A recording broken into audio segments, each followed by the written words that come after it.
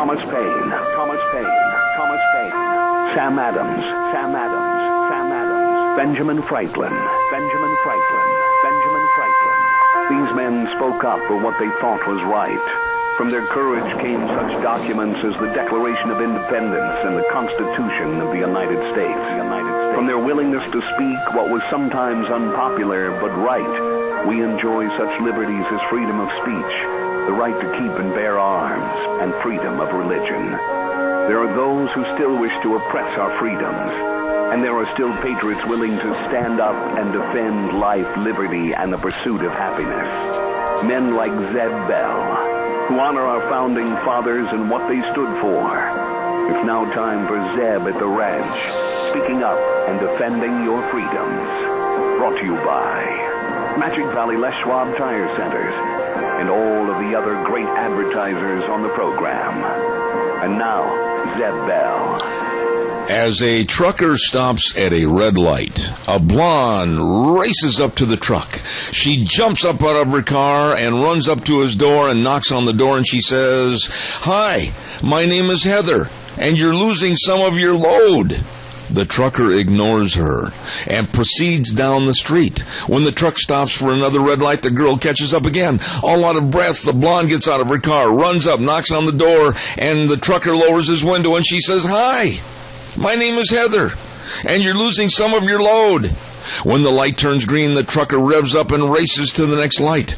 When he stops this time, he hurriedly gets out of his truck and runs back to the blonde's car. He knocks on her window, and as she lowers it, he says, "Hi, my name is Kevin. It's winter in Idaho, and I'm driving the salt truck."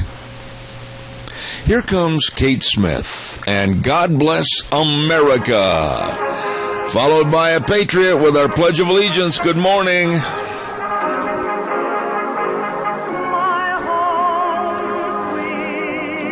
Oh, God bless you. Good morning. I'm Zeb Bell, Zeb at the Ranch, and thank you for tuning in. And our major sponsor, your Magic Valley Les Schwab Tire Centers, all 7 locations serving you. And some of our great advertisers like Western Waste Services, always at your disposal. Call, get on the route service today, 734-6969. Right now, let's go to the phone lines for our Pledge of Allegiance. Good morning. Good morning, sir. How you doing, Wheels? Good. How are you, sir? Well, I got a little bit of a cold, so you might have to end up finishing the program. And that's fine. I feel like I've been doing this for a while, and I feel pretty confident. Oh, you're totally prepared, huh? Somewhat. Okay. I feel like I am somewhat. All right, give us the pledge, please. Alrighty. I pledge allegiance to the flag of the United States of America and to the republic for which it stands, one nation, under God, indivisible, with liberty and justice. Attaboy, buddy. Good job. Thank you. And right now it's time for the weather. And the weather is brought to you this hour by our dear friends at Cheney Flooring and Home Design. Oh, my goodness sakes. You know, if your furniture layout is uneven, why don't you put some matching lamps that can kind of ground the space and give visual symmetry. Cemetery. No, wrong word, wrong spot. Symmetry. There you go. At Cheney Flooring and Home Design. I bet they fell over. Carpet and flooring, kitchen construction, home decor, whatever you need. It's the cold. Whatever you need to make your house a home. Don't forget Cheney Flooring and Home Design, 1228 Oakley Avenue in Burley. Look for the blue door. And right now, here's Gina with the weather. Here's your Monday weather forecast as we saddle up and ride out the work week. Looks like mostly cloudy skies, slightly breezy. Winds out of the west right around 10 miles an hour. Expect a high of 37 tonight, low of 25 tomorrow.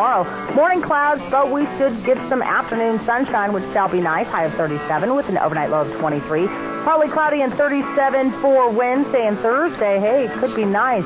Looks like mostly sunny skies and 42, but as we head into the weekend on Friday, rain showers and 44. Yesterday's high was 38 and the overnight low was 28. That's your weather for Zeb at the Ranch. I appreciate it, Gina. Thank you so much. Weather forecast brought to you by Cheney Flooring and Home Design. Nice people. 1228 Oakley Avenue in Burley. Look for the blue door. Really good folks. Oh, we got a lot of things to talk about today. And first and foremost, God's blessings to our neighbors down the road, Kilt Man and Lori Mays. They had a fire yesterday evening, and it started in the ceiling of the storage shop area with their travel trailer and their four-wheelers and Kilt Man's pick-em-up truck and everything. Wow. And they were really, really thankful. And I've got to say this on behalf of them to the Rock Creek Fire Department. Excellent service. I mean, holy smokes, they were there in full force and did everything possible, and just want to compliment them on their professionalism. And our very best to some dear, dear friends, Kilt Man and Lori Mays, this morning, and hope everything goes well as they're now in the process of the ugly stages of working with the insurance and the cleanup and everything, so we wish them the best. Also want to say thank you very much to Daryl's Cleaners at 1223 Albion Avenue in Burley. That is where I have been taking my clothes for years and years and years. You stop in, and no matter what kind of rumply-crumplies you take in there, they're going to come back to you looking brand spanking new. Absolutely the best cleaners around anywhere. Kevin and Cindy and the rest of the folks at Daryl's Cleaners, 1223 Albion Avenue in Burley. Also want to say our thank yous to SafeLink Internet. Been on that program for a long time. Yes, sir, been there and done that. Thank you very much. No credit checks, unlimited data, and believe me, it's great service. Absolutely. SafeLink Internet, 677-8000, the number to call for Idaho's number one choice for wireless internet, 18 years and counting. So get a hold of them today, 677-8000. Now, I'm going to ask you for your help this morning to kind of call in and give your opinion about various things, because the least I have to talk, the better my throat's going to be. I've never hardly get a cold, maybe once every couple of years or whatever, but man, I got a butte this weekend. So give me a jingle on the landline at 436-2244, 1-866-927-4587. Michael Bloomberg, did you hear what he might do? Yeah, here's a guy that is literally a multi-billionaire, former mayor of New York City, and he said that if he decides to jump into the presidential race as an independent, he will spend $1 billion on advertisements trying to win for his campaign. Woo! Now, if you don't remember Michael Bloomberg, let's go ahead and talk a little bit about the nanny king of the Western Hemisphere. This is the guy that, while mayor of New York City, came out with these crazy edicts, thou shalt eat no more meals with salt. And he was trying to take all the salt shakers off the tables and everything.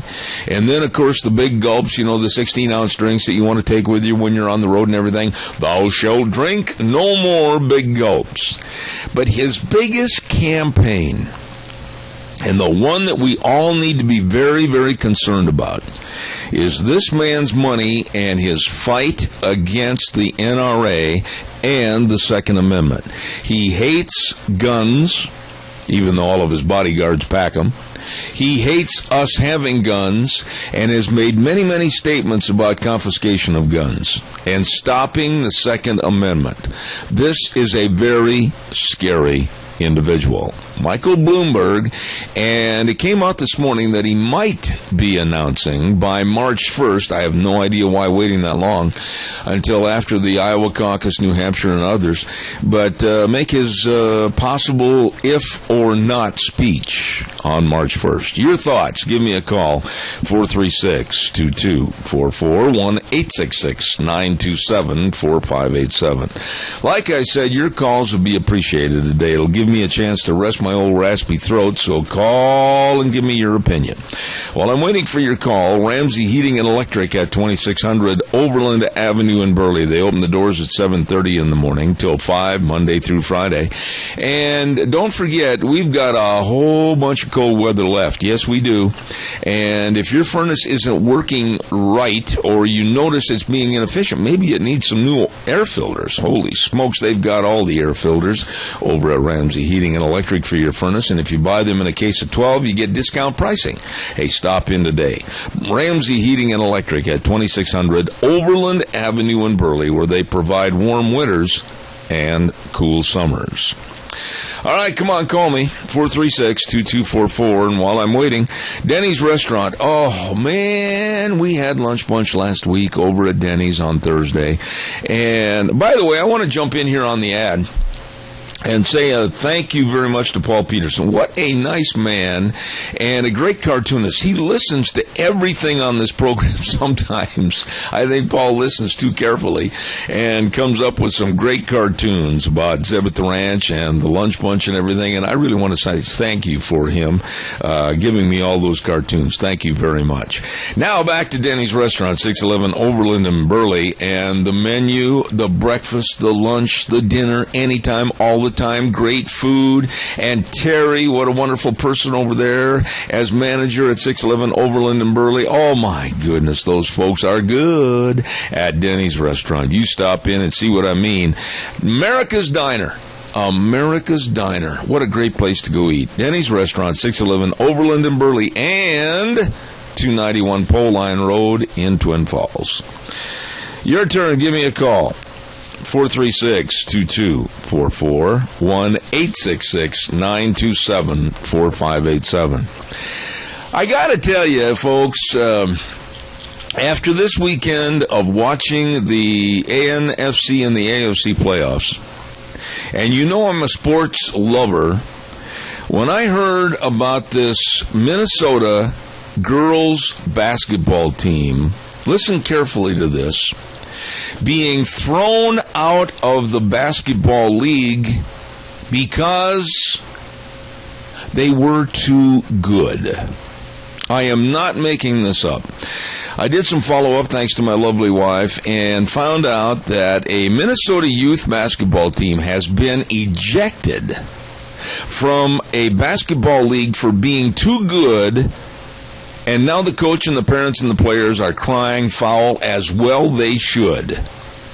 The Rogers, Minnesota Area Basketball Youth Association high school girls team was forced to the sidelines by the Northwest Suburban Basketball League because the team is 3-0 this season, and the rest of the parents and the rest of the crybaby coaches and players said, boo-hoo, they're too good. Why, we can't beat them, so we're going to quit or else kick them out of the league and we'll play with the other teams. And that's what they did. This is insane. The other teams in the league do not want to play to the other team's skill level because they can't. And so they're crying foul and they're telling that team that's so good, nope, you can't play anymore. Isn't this insane? This is exactly the state of America today. We have lost our competitiveness. This story really isn't about basketball. No. It's about America being a whip pup and accepting mediocrity because nobody wants to excel anymore.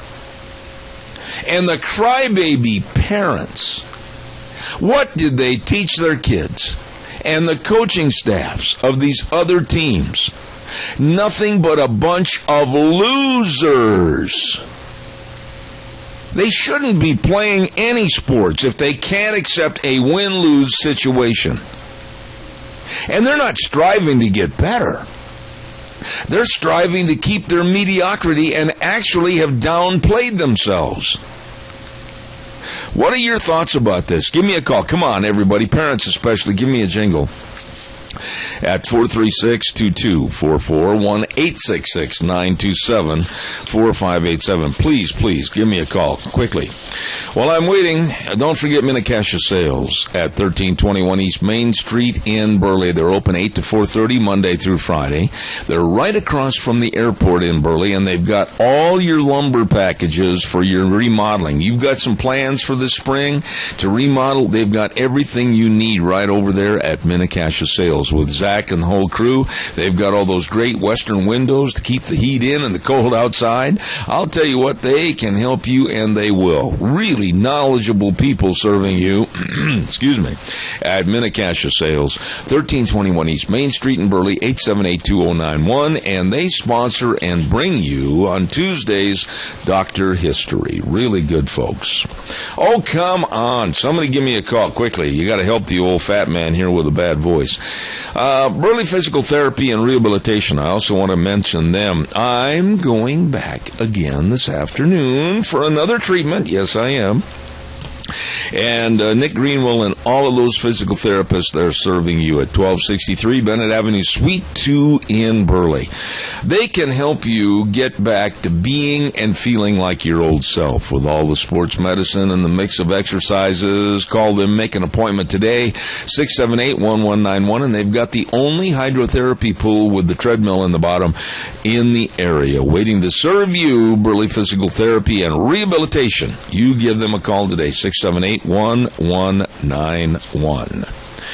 Now, what do you think about this? I mean, my goodness sakes, this team, girls basketball team, and this has happened before to some boys teams around the country, but now here's a girls basketball team that absolutely is being stopped from playing because they're too good. The rest of the league will not play them. I mean, you talk about being ostracized for being excellent and putting your time and effort in how to play the game, how to win the game. And the rest of them, just before a tournament that's coming up this weekend, signed a petition, and they told this team, nope, can't play. You're too good. And one of the team members, a girl by the name of Tessa McCarthy, said it best. Are we supposed to play worse just to make them happy? This is absolute insanity. And again, it's just like the state of what America is like today. Let's just be mediocre. Oh no, let's not show the world that we're number one. Let's not earn any respect. Let's downplay ourselves. Let's act like a whipped pup. And that is exactly what's going on in America today. Come on, call me, 436-2244, 1-866-927-4587. I can't believe this. Come on, give me a call quickly.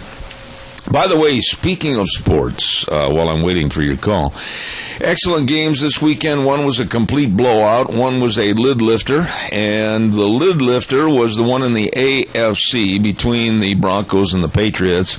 Hooray! Broncos won over Tom Brady and his Patriots. Did yours truly feel good about that? It was a nail-biter, though, 20-18, and it looks like the old man, Peyton Manning, is going to get a chance at another Super Bowl. However, you got to say that the Carolina Panthers looked more than tough as they dismantled, hung up on the wall, and used them as a piñata. The Cardinals, the Panthers, are an excellent football team, going to take on the Broncos in Super Bowl 50. Caller, good morning. You're on the air. Yes, good morning, Zeb. I think the spirit of competitiveness is gone in this country, not only in sports, but in school. Now, people after 4 years of being in high school can graduate with just 5 credits.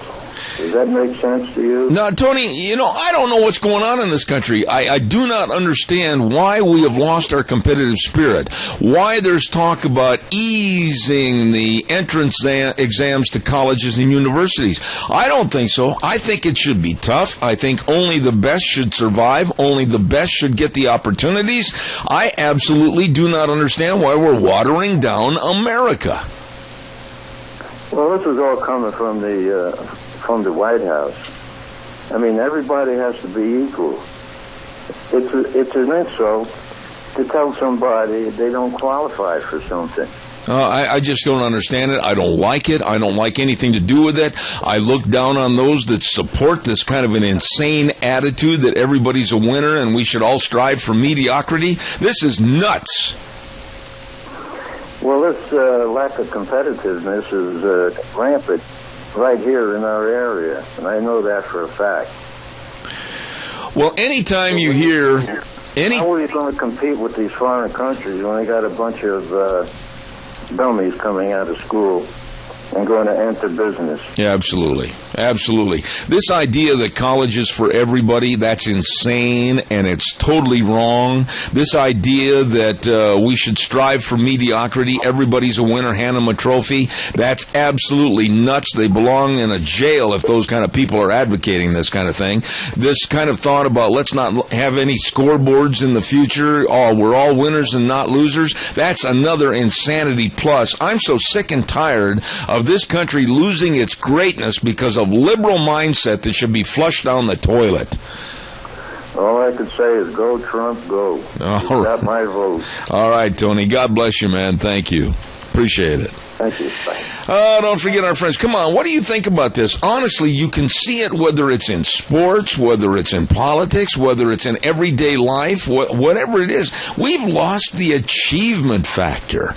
We've lost the win factor. Why? Because of a bunch of knot-headed liberals, that's why. It's insane. Stand up for what's right, folks. Come on, give me a call. Don't forget Barry Equipment and Rental, and they've got all the equipment that you need to get the job done right. 3 locations to serve you: Addison Avenue West in Twin Falls, South Lincoln in Jerome, and 159 West Highway 30 in Burley.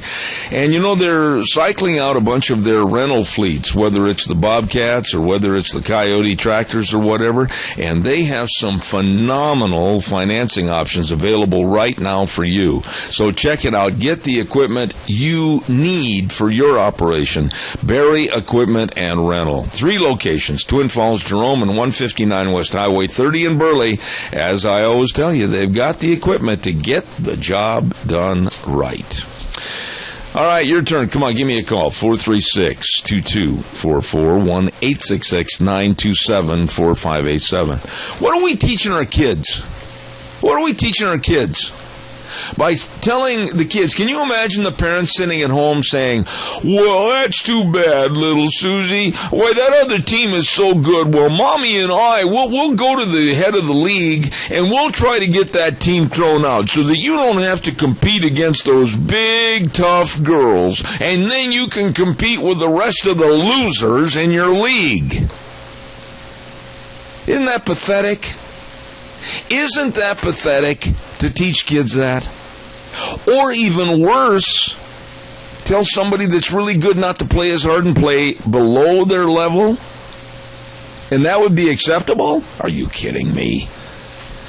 Call me on this, 436-2244, 1-866-927-4587. Got to get this in real quick. Mount Harrison Audiology and Hearing Aids with the lovely Dr. Christine Pickup, and she knows all about hearing or the loss of. Believe me, if you know you're having some hearing problems, maybe it might be related to cardiovascular activities or kidneys or medicines or diabetes, whatever the case might be. And I suggest that you call for a hearing screening today, 312-0957. Mount Harrison Audiology and Hearing Aids, right across from the Minidoka Hospital Emergency Room, and the number to call, 312-0957. We are at this time going to give away a half dozen cinnamon rolls from Sophie's Chatterbox. Are you ready to win these? First time winners only. And Sophie's Chatterbox, delicious restaurant and bakery located at 530 East Street, right on the square in Rupert. Get ready for Valentine's Day and also the Super Bowl, because they can have cookies made up and decorated with your favorite team colors. I'm not kidding. Sophie's Chatterbox, 530 East Street in Rupert. Now, here's the question. Here's the question, and this is a little tougher one today for a half dozen cinnamon rolls. In the movie The Shootist with John Wayne, he was an aged gunfighter that was dying of cancer.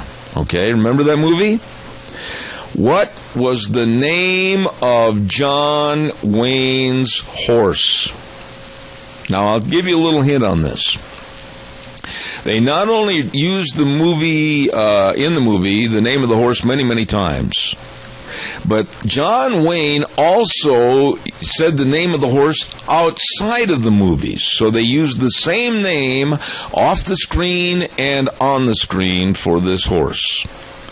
And you give me a call and let me know the name of the horse. The name of the horse. It was one of John Wayne's favorites, and used this horse in many of his last westerns that were produced. What was the name of his horse in the movie The Shootist? Come on, give me a call. And remember the one part of the movie The Shootist where John Wayne's sitting on the bed and he says to Ron Howard, he says, he's yours. He's all yours. It's a gift from me to you. And what was the name of the horse? Come on, quickly, 436-2244, 1-866-927-4587. Caller, good morning. What was the name of the horse? Are you a first-time caller? I am. What's your name? His name is Dollar. What's your name? Max Heward. Max Heward, is that correct? Matt. Oh, Matt. Yes. Heward, yes. All right. Well, you are the winner, and the horse's name was Dollar. Did you have to look it up, or did you remember that? Oh, I remember. Okay. All right, I'm going to ask you a question. What color was he? So, kind of chestnut-colored horse. Great big old good-looking strip-faced horse, wasn't he? You bet he was. All right, and he used him in quite a few movies. You are right. The horse's name was Dollar, and all you have to do is call Sophie's and let them know when you're going to be in there to pick up those cinnamon rolls. They'll have them ready for you, okay? Okay, thank you. All right, buddy. Thanks a lot.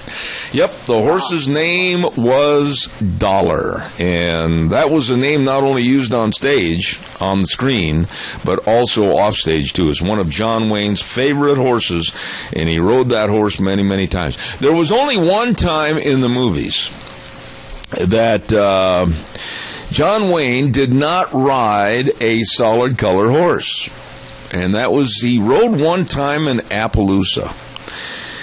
And I got to tell you, it was the ugliest Appaloosa I ever saw in my life. Anyway, that was in the movie, I think, El Dorado with Robert Mitchum and James Caan, if memory serves me correct. All right, calls are welcome, 436-2244, 1-866-927-4587. Give me a jingle on the landline. I'd love to talk to you. Come on, give me a call. The East Coast really got blasted with global warming this last week. I was watching the preliminaries on this before the storm actually hit, when it was formulating back in the southern Midwest and then kind of punching its way up the coastline. And I got to give it to the weather forecasters. There were a lot of very, very accurate forecasting.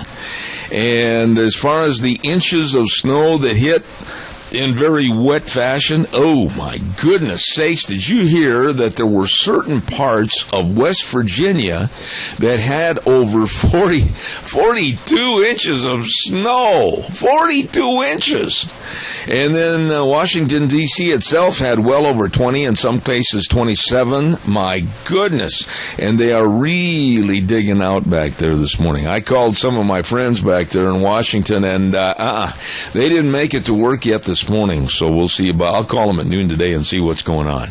Calls are welcome. Come on, 436-2244, 1-866-927-4587. Now, you call when you want cinnamon rolls, but you won't call me and talk to me about any subject matter. That's not fair. Come on, give me a jingle. 436-2244. Come on, quickly. Michael Moore, Jane Fonda, Danny Glover, and the rest of the Hollywood phonies. You know, I want to jump in here and say, though, that some of Hollywood that is not liberal, some of Hollywood, like the Tom Selleck is definitely not liberal. He's very conservative in his thought, very conservative about the government taking over guns and ruining the Second Amendment, etc. There are people in Hollywood that will step up to the plate and stand up for what's right. But when you talk about these people that I'm mentioning, Michael Moore, old fat Michael Moore, and Jane Fonda, Trader Jane, and Danny Glover and others, they are pushing for an organization right now that's called, excuse me just a minute, folks, got a cough. Stop, Hate, Dump, Trump. That's what they're pushing for. Hold on just a minute. When you got a cold and you got a cough, and I had to cough, I apologize. Well, what are they doing? Yep, they're also hating Donald Trump. They are hating the fact that Donald Trump is leading in the polls. And as a matter of fact, next week with the Iowa caucus, Donald Trump is at 34% and Ted Cruz is at 23%. Donald Trump lately can do no wrong. He is like a snowball rolling downhill, gathering more momentum and gathering more snow in the form of votes. And the Hollywood types are absolutely going insane. Well, we can't have him win. No. And they're doing everything they can to stop the Trump movement, including, and here's the part that really bugs me, they are trying to stop free speech. They have gone to the media. They have contacted the MSNBCs, the NBCs, the CBSs, and the ABCs, and the Fox News, and they have warned them that if you don't back off on your coverage of Donald Trump, we are going to get you. Now, I have no idea what these mindless trolls are going to do, but they're absolutely demonizing the news media and telling them to shut up, and yet these people, these Hollywood phonies, are demanding for free speech. This does not work. This does not figure. This does not equate. Michael Moore, Jane Fonda, oh my goodness. When I look at that woman, I see nothing but hatred for what she did during the Vietnam War. And Danny Glover and the rest of these people, they're just absolutely worthless liberals with nothing to say except their mindless drivel. Your thoughts. Come on, give me a call. 436-2244, 1-866-927-4587. Come on, call quick. Here we go. Want to say thank you, and I owe this man an apology, and I'm going to give it publicly over the air. Because of some health problems and things that just didn't fall into the schedule right, I want to give the culinary teacher at Burley High School, Bob Withrow, I think it's Withrow, or is it Withrow? It's Withrow. They spelled it wrong here in the newspaper. Imagine that. Anyway, I want to give Bob Withrow a shout out that he's doing a wonderful, wonderful job teaching cooking at Burley High School. We were going to be doing, and we may still possibly be able to do it later on in the spring, a remote broadcast from his culinary class. But he is doing a wonderful job with these students, and some of the dishes and some of the cooking and everything, absolutely fantastic. And I just want to say, Bob Withrow, lead on, and I'm really sorry that we couldn't put that thing together to have that remote broadcast at your school in the classroom. And hopefully we can get it put together in the future. So, nice article in the paper about him, and thank you very much at Burley High School. All right, calls are welcome. 436-2244, 1-866-927-4587. Oh, my goodness sakes, what else have we got here? The ISIS video. Oh, my goodness, this ought to just curl your hair. Later on this morning, at about 10:32, we're going to have attorney Gail Trotter. Gail's been on our program many, many times before. And she wrote an outstanding piece for the Daily Caller talking about how the Obama administration basically shut up a man that was working for Homeland Security. Basically just told him to shut up and not do the investigatory work on Muslims in this country.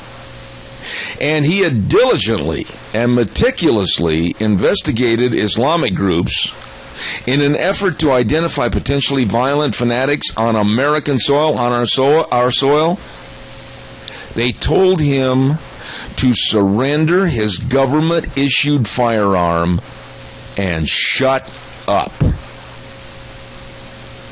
They took his gun away from him, and they basically shipped him off to a little cubicle someplace to live out his job life in obscurity, because he had uncovered over 1,500 different possible attacks and attackers, and the Obama administration basically told him, shut up. My goodness. Here, it's at the bottom of the story. I want to correct myself. I said 1,500. It's 1,200. Oh, gee, quite a few. This man's name is Haney. Let me see if I can't find his full name right here in this report. Phil Haney. And his investigations yielded over 1,200 law enforcement actions and identified 300 terrorists before the Obama administration came in and told him to shut up and shut it down. And then you know what happened? Government lawyers working for the Obama administration destroyed the information that he had collected, citing concerns that he, Mr. Haney, had unfairly profiled Muslims. Then they investigated him and stripped him of his security clearance. So the good guy that was doing all he could to protect you and I from the bad guys ends up being the bad guy because of the government bad guys. This is a twisted story. Here's a man that had dedicated his life basically to protecting us. And this insidious government led by Barack Hussein Obama basically tells him to shut up in the name of political correctness, not do anymore, not say anymore. And they knew that if they didn't shut him up, he was going to be a whistleblower against what they were trying to do with their PC policies. So they demoted him to the bottom of the barrel at Homeland Security, took away his weapon, and stripped him of all benefits, etc. My goodness. God help us. Calls are welcome, 436-2244, 1-866-927-4587. Right now, I want to take a little time and have the weather forecast brought to you by Mad River Laser, 502 East Street in Rupert. And these are really, really good, folks. I mean, for all your business promotional items, whether it's jackets and caps, or whether it's uniforms, or whether it's calendars, whether it's all kinds of different things, your trophies, your desk recognition accessories, your pen sets, etc. They can do it all, and they do it first class. Mad River Laser, 502 East Street in Rupert. And right now, here's Gina with the weather. Here's your Monday weather forecast as we saddle up and ride out the work week. Looks like mostly cloudy skies, slightly breezy. Winds out of the west right around 10 miles an hour. Expect a high of 37 tonight, low of 25 tomorrow. Morning clouds, but we should get some afternoon sunshine, which shall be nice. High of 37 with an overnight low of 23. Partly cloudy and 37 for Wednesday and Thursday. Hey, could be nice. Looks like mostly sunny skies and 42, but as we head into the weekend on Friday, rain showers and 44. Yesterday's high was 38 and the overnight low was 28. That's your weather for Zeb at the Ranch. Okay, thank you very much. Brought to you by Mad River Laser at 502 East Street in Rupert. Nicole and the crew, they do an excellent job. This is one of those mornings where I really, really needed your help, because I got a little bit of a cold in the old throat. And give me a call, please, at 436-2244, 1-866-927-4587. The floor is yours. Please give us a jingle and let me know your thoughts on this. Whether it's a story about the Minnesota girls basketball team that was too doggone good, so they threw them out of the league, or whether it's the story about PC that we're going to be talking about later on this morning with Gail Trotter, our attorney. And then also, too, one thing I forgot to mention. This morning at 10:06, we're going to have new Senator Kelly Anthon call in for our Idaho legislative update, and we've got a lot of subjects to talk about that this morning, so give us a jingle, 436-2244, 1-866-927-4587. This past weekend, Obama was asked, I think it was on a CBS interview, if it were possible that he could take over the presidency for another third term, would he? And according to what I saw him say and heard him say on the report back to the interviewer, no, he is tired of the presidency, and he's tired of living in a bubble. Believe me, Barack, so are we. We're very sick and tired of seeing you as president. And I just wonder, some of the reports that have been circulating that Barack would entertain thoughts, possibly of taking over the leadership of the United Nations. And I still maintain that if it were legal, and not against our Constitution, that Obama would try to run for a third term. I can't imagine America, well, I said that the last time, I can't imagine America being dumb enough to put this man with his very, very mediocre policies back in the White House for another term. And another scary thought is, what if he did accept that job at the United Nations? Whoo! I'm worried about what he could do to us, the United States. Give me a call, 436-2244, 1-866-927-4587. Wheels, you've got the easiest job in the world this morning. There's no calls coming in. What are you doing over there? Not much, just listening to you talk about your topics. And, did you cut the phone line? No, not that I know of. I wouldn't do that to you. Oh, you do got a caller now. Okay. Hey, thanks a lot, Wheels. Appreciate it. You're welcome, sir. Good young man right there. And I appreciate him and his grandmother being at our lunch bunch this last week. And she is such a nice lady. Caller, good morning. You're on the air. Maybe. Morning, Zeb. Yes, sir. Go ahead.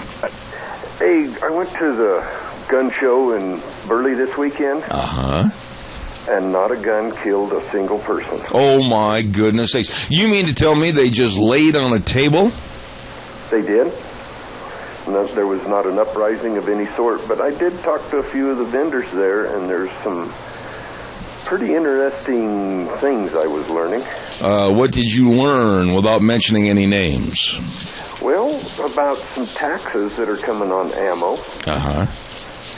And bullets and gunpowder. Mm-hmm. They're gonna try to tax it and make it to where you can't even afford to buy it. Imagine that. Imagine that. If they can't take the guns, what good are the guns without ammo? You know, I like to target shoot. I'm a very, very poor shot, but I love to target shoot. And you have to be very, very choicey about where, when, and how long you're going to target shoot, because it's going to become much more expensive.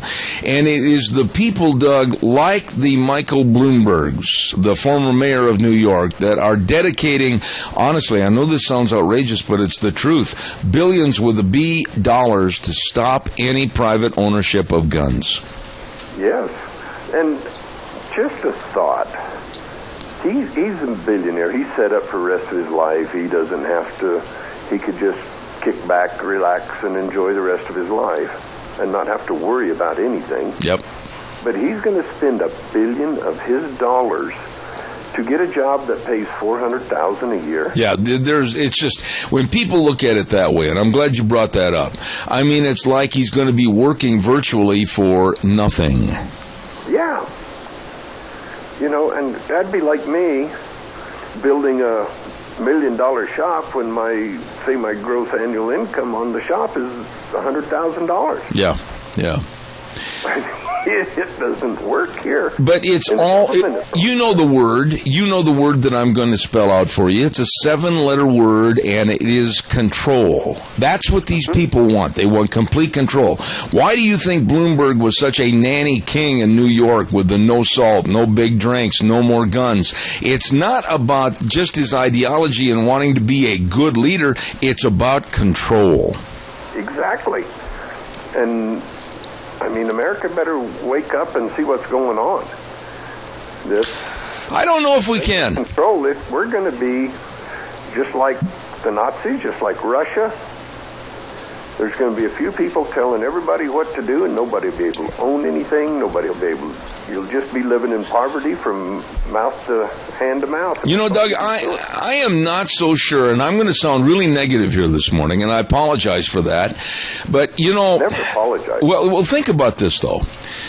I honestly believe that America is in such a free fall right now with the liberal mindset of gimme, gimme, gimme. I don't have to work for it. The government will take care of me. And when you hear stories about the nanny state and about how a good girls basketball team is going to be kicked out of the league because they excel at what they do, I mean, all of that really has a play on what America is today. We're not winners anymore. We're a bunch of mediocre losers. We're getting participation trophies. Is what we're getting.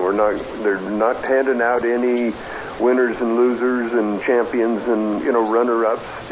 Everybody's a participant, so pat yourself on the back. I had a person tell me not too long ago, and I was incensed at his stupidity. He said, well, we don't want to put too much pressure on the kids. Let me tell you something. That's what's wrong with America today. That's why our educational value system is lower. That's why we've got trouble in sports. That's why we have trouble in politics. We're not expecting and demanding and trying to get the best out of people. That's true. When I was 8 and 10 years old, Dad, we were working hard, struggling, trying to make a living, and there was times I had to go feed the cattle, which means I had to drive a pickup about a mile. Then I'd have to take a pitchfork or a spud fork and fill up the back end with corn silage, and I'd pull over to the manger and shovel out the corn silage. I mean, I'd done that at 8, 10, 12 years old. Didn't hurt you. Well, at the time, I thought it was killing me. Yeah, but it didn't hurt you at all, because what did it do for you in later years? It taught me that if you work hard, you can succeed. You better believe it. And I was the same way. My dad would say, well, clean out those 3 stalls, and when you're done, I want you to go out and do this. And, I'd sit there and go, man, Wisconsin summers are hot, and they're humid, and the flies and the bugs, and you're standing in there cleaning out horse stalls, and I thought, I ain't going to like this very much. But you know something? Nope. It gave me an ethic that stayed with me the rest of my life. Yes, and when my son was growing up, he's turned into a wonderful man. I admire him and just very happy that he's succeeding like he is now. But when he was young, and I'd tell him, okay, you need to go clean this up, or you need to go shovel that. And, well, Dad, and I said, son, it builds character. There you go. Oh, he would get so mad when I say that. And nowadays, he says, I'm glad you had me do that, because, Dad, it built character. Well, and look what we're taking away. Can you imagine, and I'll go back to this basketball team quickly, and then I've got to do a commercial and get out of here. Yep. But all these people are hurt in some fashion or another. First of all, the girls that are so good, and they practice so hard, and they work so hard to be excellent, they're being hurt because they're thrown out of the league for their excellence. And that hurts them forever. Then on the other side of the coin, the stupid parents and the coaching staffs and the other players that are crying, oh, we can't compete. They're never going to compete. They're never going to be successful. They're always going to be mediocre losers because they didn't try. They're always going to play the victim card. There you go. Strive to be better. Got to run, Doug. Thank you so much. Hey, appreciate it. Thank you. I'm so sick and tired of the way we're headed. We should try harder and harder and harder to always be the best at everything that we do. Everything. Don't forget your Magic Valley Les Schwab Tire Centers. Oh, they've got all the traction tires. They've got all the studded tires. They've got all the different tread designs. They've got all the tire chains. They've got it all for your safe driving through the snow, the ice, and the yuck this winter. I'll tell you, they've got the best in tires. And don't forget, too, the best in brake service, and I can attest to that. Professionally trained technicians, free brake inspections and estimates, and, of course, premium quality parts. You better stop in today. Front end alignment, shocks and struts, and of course the best in batteries at your Magic Valley Les Schwab Tire Centers. These people are the best. Lane and Rupert, Dave on Blue Lakes and Twin, Mike and Buell, Mike and Jerome, the Twist family in Paul, John on Pole Line in Twin Falls, and Randy on Overland in Burley. Your Magic Valley Les Schwab Tire Centers. All righty, coming up next hour, Dan Kish, good buddy of mine, going to be talking about methane gas and how the Obama administration waited till right on the weekend to issue some new rules and regulations. And then at 9:30, the Alliance Defending Freedom with Kerry Kupek. Excellent stories this morning. Don't go away. We got a whole bunch planned this next hour. And I want to remind you, you're listening to Zeb at the Ranch. Make sure that you're hearing everything. Contact Mount Harrison Audiology for a hearing screening. Call them at 312-0957. We are going to take a little break for about 6 minutes and wait for the big boys from CBS to come in here and tell you the news, and then we'll be back with more on a Monday, already January 25th. God bless. We'll see you in about 6 minutes. Well, here we go again, and I apologize for the little raspy throat this morning. I got a little bit of a cold over the weekend. Everybody seems to be a coughing and a hacking and everything. Hope y'all feel better. Hey, listen, Zeb at the Ranch, I'm Zeb Bell with our major sponsor, your Magic Valley Les Schwab Tire Centers. All 7 of them serving you. Thank you very much. Along with our dear friends at Western Waste Services. From the canyons of the Snake River and all across southern Idaho, we're always at your disposal. Western Waste Services, we care about our community, our resources, and this great land. Western Waste Services is lending a hand, always at your disposal. Western Waste Services. Locally owned and operated with some really, really nice people. Kelly and the whole crew at Western Waste Services, always at your disposal. Remember, call 734-6969 to get on the route service to have your garbage picked up. And, of course, they've got all the dumpsters, all the porta potties, everything, because like their slogan says, and it is true, they are always at your disposal. 734-6969, Western Waste Services. Thank you very much. Ladies and gentlemen, also want to remind you that every morning we start our program off with the weather forecast brought to you by Cheney Flooring and Home Design, 1228 Oakley Avenue in Burley. Look for the blue door. Whatever you need to make your house a home, they can help and they will help. Cheney Flooring and Home Design in Burley. Really nice people. By the way, when we mention about nice people, I want to remind you about Hanson Mortuary, 710 6th Street in Rupert, with our friend Joel Heward and his staff and his family. And they always provide the families they serve with the best possible support and comfort. And another thing that needs to be mentioned too, always upholding the highest ethical standards with unquestioned integrity. Please call them today. Hanson Mortuary at 710 6th Street in Rupert. And that telephone number to remember, 436-5636. Hanson Mortuary, serving you and your family. Right now, let's go to the phone lines, and I'm very honored to have this gentleman on my program. Anytime he is on the show, we get a lot of information about energy or the lack of. My friend Dan Kish with the American Energy Alliance. Good morning, Dan. How are you? Good morning, Zeb. Doing fine out here in Washington. Yeah, tell me a little bit, this is kind of a sidetrack off the main issue, but Dan, really, how bad was it back there in the great big snowstorm?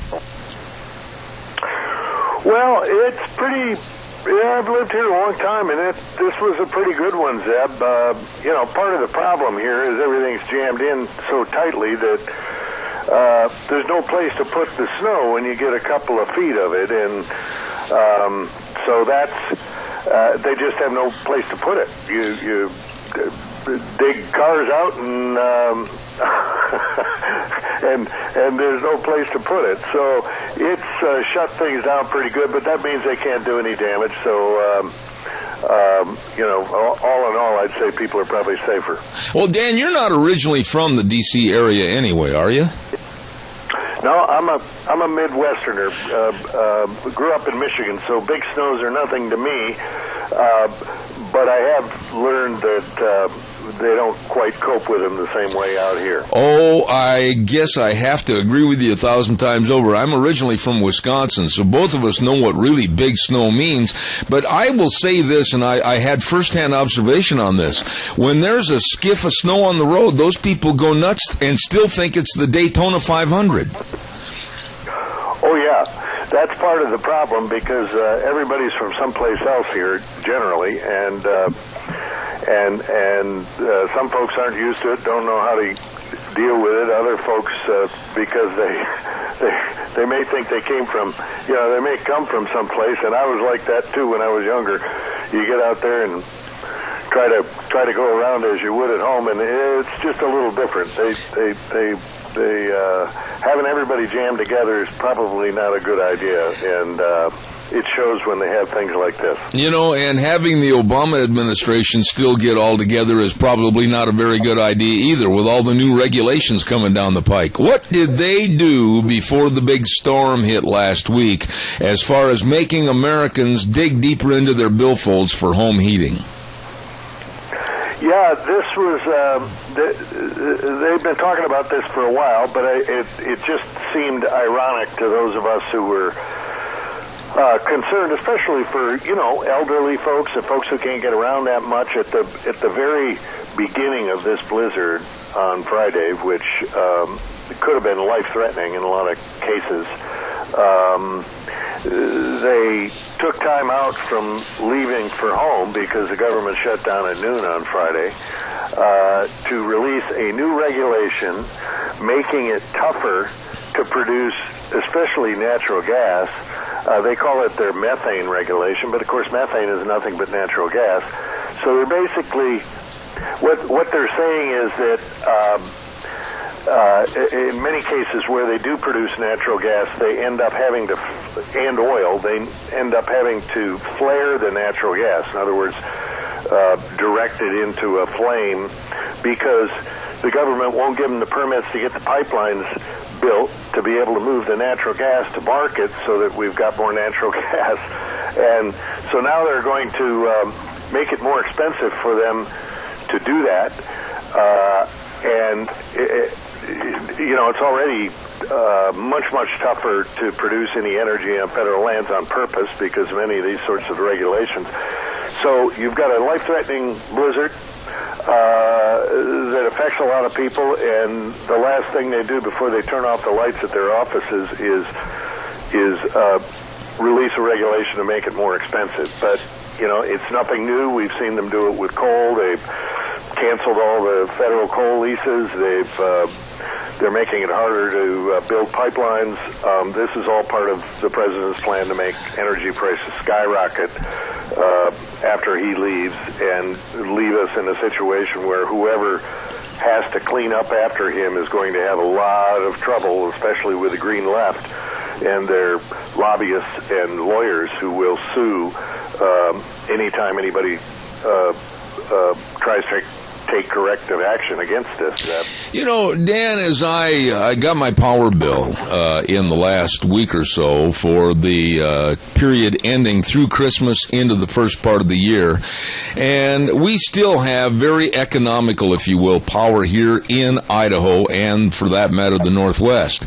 But you know as well as I do that it's going to get a lot more expensive because the more that they take coal off the grid and all the other sources, the more we're going to be suffering trying to weasel in these so-called clean energy factors. I don't see it happening. I've talked to people that are far superior in knowledge with power than I am, and they just shake their heads and say, how is it going to work, or will it ever work? And they don't think so. What are your thoughts? Same thing, Zeb. I mean, that's, in talking to people who know how the grid works, and this isn't things that we ought to necessarily worry about in our personal lives. What we've become accustomed to is that we have responsible people in charge of these things, and that when we flip a switch, the power comes on. Well, with these new sources that the president likes, who so-called clean sources, they don't operate like that. They operate when they want to, or when the sun's shining, or the wind's blowing, or what have you. And of course, the green left doesn't like nuclear or hydro, which is, Idaho specifically benefits from previous investments that they could have never built today. Couldn't build those dams today to build that power. They'd be in court, and the White House would be shutting them down, and all the rest. And the consequences of that are that we're moving our system from one that operated according to our wishes to one that operates according to when we've got it. So for anyone who's ever traveled to a third world country where they have blackouts daily, just part of the everyday occurrence, that's what we face, unless the government then turns around and forces us to pay for very, very expensive, outrageously expensive ways to balance that system out. So they basically, you got a good, clean, running engine, getting better all the time, and some politicians get under the hood and start jerking wires out. That's basically what's going on. And yeah. As time goes by, the consequences of this are going to be worse and worse. I mean, it doesn't take a rocket scientist to figure this out, that when you look at the mass transit around this country, it basically only centers itself in the metropolitan areas, be it L.A., San Francisco, Chicago, New York, or whatever. But the hinterland, out in the real public, they need energy so they can go from here to there. Our trucking industry needs energy. I just honestly, Dan, unless I'm really being stupidly naive, I can't see how this country can ever get off of fossil fuels in the next at least 60 to 70 years. Oh, yeah. I mean, there's going to have to be some breakthroughs that no one can contemplate at this point, because despite, increasing battery technology, and we've seen it in our own lives, the fact of the matter is, the people who study that, the people who are invested in that, pretty much believe that there have to be really significant changes in both chemical knowledge as well as electrical knowledge for that to work in any meaningful way to be able to accommodate these intermittent sources that they're throwing in. And the good part is that God bless North America with all of this huge amount of energy. We've talked about it before, but we've got hundreds of years of oil, gas, and coal. We are constantly getting better at both producing it and consuming it in cleaner ways, and that'll improve over time.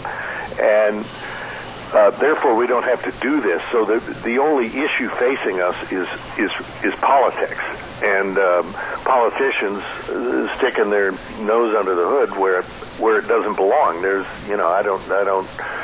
A pretty good student of the Constitution, I don't remember anything about them being in control of every facet of our lives, no matter how much the control freaks here in Washington would like to do that.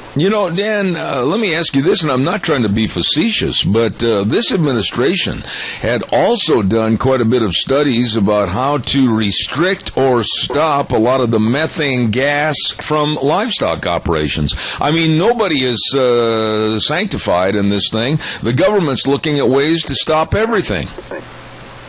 Oh, absolutely, Zeb. I mean, this has been an issue a couple of times over the last several years, where Congress had to step in and say, EPA, don't you dare. And, pardon me, they, when it comes to livestock, because livestock is a major contributor to the same things that they say they have to stop on the other side in terms of energy production. So, just as they've said in the past, you're overstating, for example, the impact of the Waters of the United States rule, which is still out there being fought out in the courts, where the government wants to tell you what you can do with your back 40 because you've got an intermittent mud puddle on it. You can't do this, you can't do that, you can't run cattle there, you can't put in crops. It belongs to us now, and your land, you just pay taxes on it, and we'll tell you what you can do with it. Approach to life. That's what they're doing. I mean, at every turn. I can't think of a single example in their regulatory assault against the American public where they aren't seeking to extend further and further and further into your decision-making and your private property rights and take that away. And so absolutely, they mean business. They'll try it. If they meet enough resistance, they back off for a while, but the idea never goes away, and they'll just keep coming at it from another angle. And that's why, of course, the only answer to this is to cut off their money. Right. If you took their money away so that they didn't have as many people working to make life miserable for the rest of us and veer off the path the founding fathers put in the Constitution with regard to government power, they wouldn't be able to do their jobs. You know, Dan, according to my little clock I have here, we have exactly 360 days left of this administration. And they always seem to move these regulations in the dead of night, midnight, or before a very prominent event or something, so not many people know about it. What are your fears? What are your prognostications as to what next is coming down the pike? And let me throw this at you. I honestly think this administration hates with a complete passion these lower fuel prices, even though it's getting benefit to a lot of the lower income raising minorities and that type of thing. I think this administration is going to do something insidious before this 360 is over. What do you think? Oh, I totally agree, Zeb. That Friday's regulation was just another example of that. They have been working on this. They've been working on this in collusion with the green left groups that have so much sway now in Washington, as well as in increasingly in state capitals, and that's something to watch too. What's happening here is they are basically clearing out the barn when it comes to regulations. So they're going to, at every turn, at every aspect of this, make it tougher to explore for, develop and produce and transport energy, because ultimately this doesn't fit their, you just go back to what the president said. Under his plan, electricity prices will skyrocket, and then his Secretary of Energy saying that ideally we'd be paying the prices at the time, which would have been $8 or $9 a gallon, that Europe pays for gasoline. They truly believe, like some, college professors sitting somewhere in the faculty lounge, that we'd all be better if energy were much, much more expensive. They're also going to pursue a carbon tax, which will seek to, have a hidden tax on every amount of energy we use, and this will be reminiscent for those who remember when Al Gore was vice president and they pushed a BTU tax. They want money, and they want power, and they want say over our lives, and energy is one of the best ways to do it, because without energy, you can't do anything, Seb. Where is the group called Congress? Where are the senators and the congressmen standing up for the constituency of America? Where are these guys? What are they doing to fight this thing? Well, I think you've put your finger on part of the frustration, Zeb.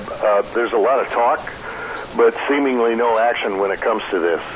Part of it is the way it's broken down. I mean, they every time they pass something, for example, last week, after Congress passed in both the House and Senate, which is very tough to do with the way things are, a law blocking the President's Waters of the United States rule, which has been rejected by the courts so far. They passed a law to say, no, you can't go into the back 40 and tell me how to farm and tell me what I can do with my own yard and the rest of it. The president vetoed it. And so to some degree, I think what we've got is a psychological problem with the folks in Washington, maybe reflected because of the realities of the votes, the way the separation of powers works. But all in all, at the end of the day, it's all about money, right? I mean, government cannot operate without money. And if you took their money away, which is clearly a power of Congress through the appropriations process, and said, sorry, we don't have enough money. We've got to, we're too busy taking care of veterans and making sure that our military is in a shape to defend us and all the rest, and we're not going to borrow money from the Chinese anymore, and therefore we have to cut someplace, and maybe the best place to cut would be those agencies that are making our country weaker rather than stronger, and those agencies that will not abide by the laws and seek always to push further than we intended. And until they actually take that power of the purse and use it, Zeb, I think we're going to see more of it. So if there's one thing we can all pray for, it's for courage, which, there's a reason JFK wrote Profiles in Courage, because in this town there isn't a lot of it. Does the American public, in your, this is the last question, I'm almost out of time, but the American public, in your opinion, Dan, are they seeing through to the woods and they are not having their vision obstructed because one tree's standing in the way when it looks to Hillary and they see all of her defining comments about how she wants another Obama tour in the White House with energy and climate change and all this? Is the American people asleep at the wheel? Are they to the point where they can't understand that with Hillary, absolutely it's going to get worse instead of better? Well, Zeb, that's a great question. I think we're going to get the answer to that this year.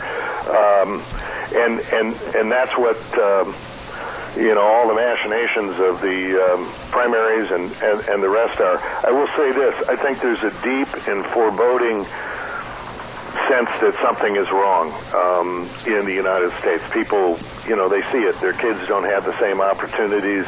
They wonder how it is that in the United States your kids don't have the same opportunities that you do, that we can't seem to build anything in the United States anymore, that it takes forever to do some things that this is a country that during World War II could build 1,400 miles of road between the lower 48 and Alaska in 6 months. Yeah. And now we're being told that just the permitting for things takes 10 years. Yeah.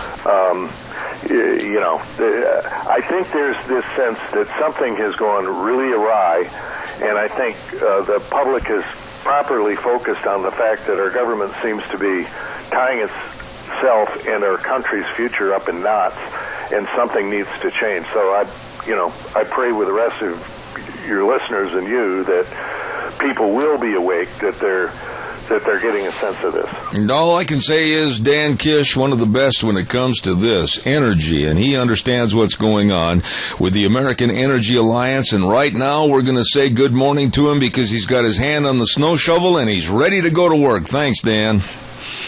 Thank you, Zeb. God bless you and your listeners. All right. Take care, my friend. Thank you very much. Thank you, sir.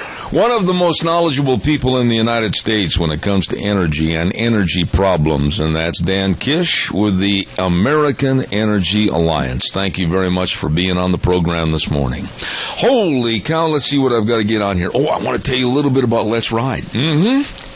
Let's Ride, 270 Highway 24 between Rupert and Burley, where the fun is sold. What do you mean where the fun is sold? Well, go over to that location, open the door to the showroom, and just stop. Stop right there in your tracks and look left to right, right to left, down the middle, everywhere. All the four-wheelers, all the snow machines, the motorcycles, and all the accessories. Oh, my goodness sakes. Now you understand that is where the fun is sold. My goodness sakes, get ready for spring. Hey, by the way, if you have four-wheelers, I would strongly urge you right now to get those serviced now. Now, before you need them in the spring, you'll be all set to turn the key and go, boom, boom, let's have some fun. Absolutely. Let's Ride. Great service department, great accessories, and all the fun right there between Rupert and the world at 270 Highway 24. Let's Ride. Oh, my goodness sakes. Let's see what else we got. Oh, and by the way, if you're over in that area, do not forget our dear friends at Cameron and Siemens Insurance, Highway 24 in Rupert. Yep. You know, we always put insurance on the back burner. Yeah, well, we'll take care of it next week. Oh, well, yeah, I'll try to get a hold of them in the next couple of days. Well, you call today about life insurance, health insurance, retirement planning, employee benefits. They've got it all, and they are very, very accessible and devoted to serving you. Cameron and Siemens Insurance, Highway 24 in Rupert. The number, 436-4424. That number again, 436-4424. Cameron and Siemens Insurance, serving you. Really nice people. Let's see, what else have we got here? I mentioned last hour, and I want to say it again, just for the fact that I just really appreciate our lunch bunchers. There are so many people that are just so talented and so nice that go to the lunch bunch, and I mentioned Paul Peterson. And Paul sits there every day and listens to this program, and then he develops little cartoons with slogans on the cartoons and everything about what we discussed on the program and or at Lunch Bunch. They are priceless, and I've got them in a great big notebook here on my desk, and I just can't thank him enough. He's just a super good friend, and I thank him for all his talent and his ability, and we had a wonderful lunch bunch last Thursday. Right now, we are going to get ready to talk to a wonderful, beautiful lady with the Alliance Defending Freedom. And I got to kid her a little bit. She did it again this week's. Got me all upset and mad over the story that I had read. Good morning, Carrie Kupek with the Alliance Defending Freedom. How are you? Good. Good morning from snowy Washington, D.C. Okay, now tell us, I just had Dan Kish on with the American Energy Alliance, and he's back in Washington, D.C. And you tell me, how bad is it where you are? Yeah, it's pretty bad. We have about 2 feet of snow, and Virginia, you know, God bless the state, but they never seem to be able to quite handle good amounts of snowfall. And so I know you guys in Idaho are much better equipped than we are, but 2 feet of snow is a lot for this area, and the roads are still pretty bad, and most people in this area have been snowed in for the last couple of days, and the blizzard has stopped, obviously, but the federal government closed for today. Okay. Now, as far as you getting out and trying to go to a grocery store or go to the office or whatever, are the thoroughfares open for you, or is it closed another day? The interstates are, but just getting out and about, it's actually pretty tough. The side roads have not really been plowed. Many neighborhoods haven't. A lot of roads have been reduced to single-lane streets, so it's actually pretty tricky. I was kidding Dan Kish on the earlier segment, and it's really true in my opinion. The people back there on the East Coast, they really don't know how to handle snow, and when they get about an inch of snow, they still drive like it's the Daytona 500. Wouldn't you agree? Yes, sir. You're totally right. Well, now, Carrie, tell us, I want to know first and foremost, what happened with the March for Life this last week? I know they were up against the snowstorm and the big threat of heavy snows. Fox News carried a little bit about the march and said it was very successful, but nobody else, to my knowledge, gave it any credibility on the press. Tell us a little bit about what happened. Well, they didn't cover it. They really missed out because from the numbers I've heard so far, it looks like there were about 100,000 people that turned out. I marched personally. I recorded our ADF podcast, Freedom Matters, with my colleague Matt Bowman, live on site at the Washington Monument.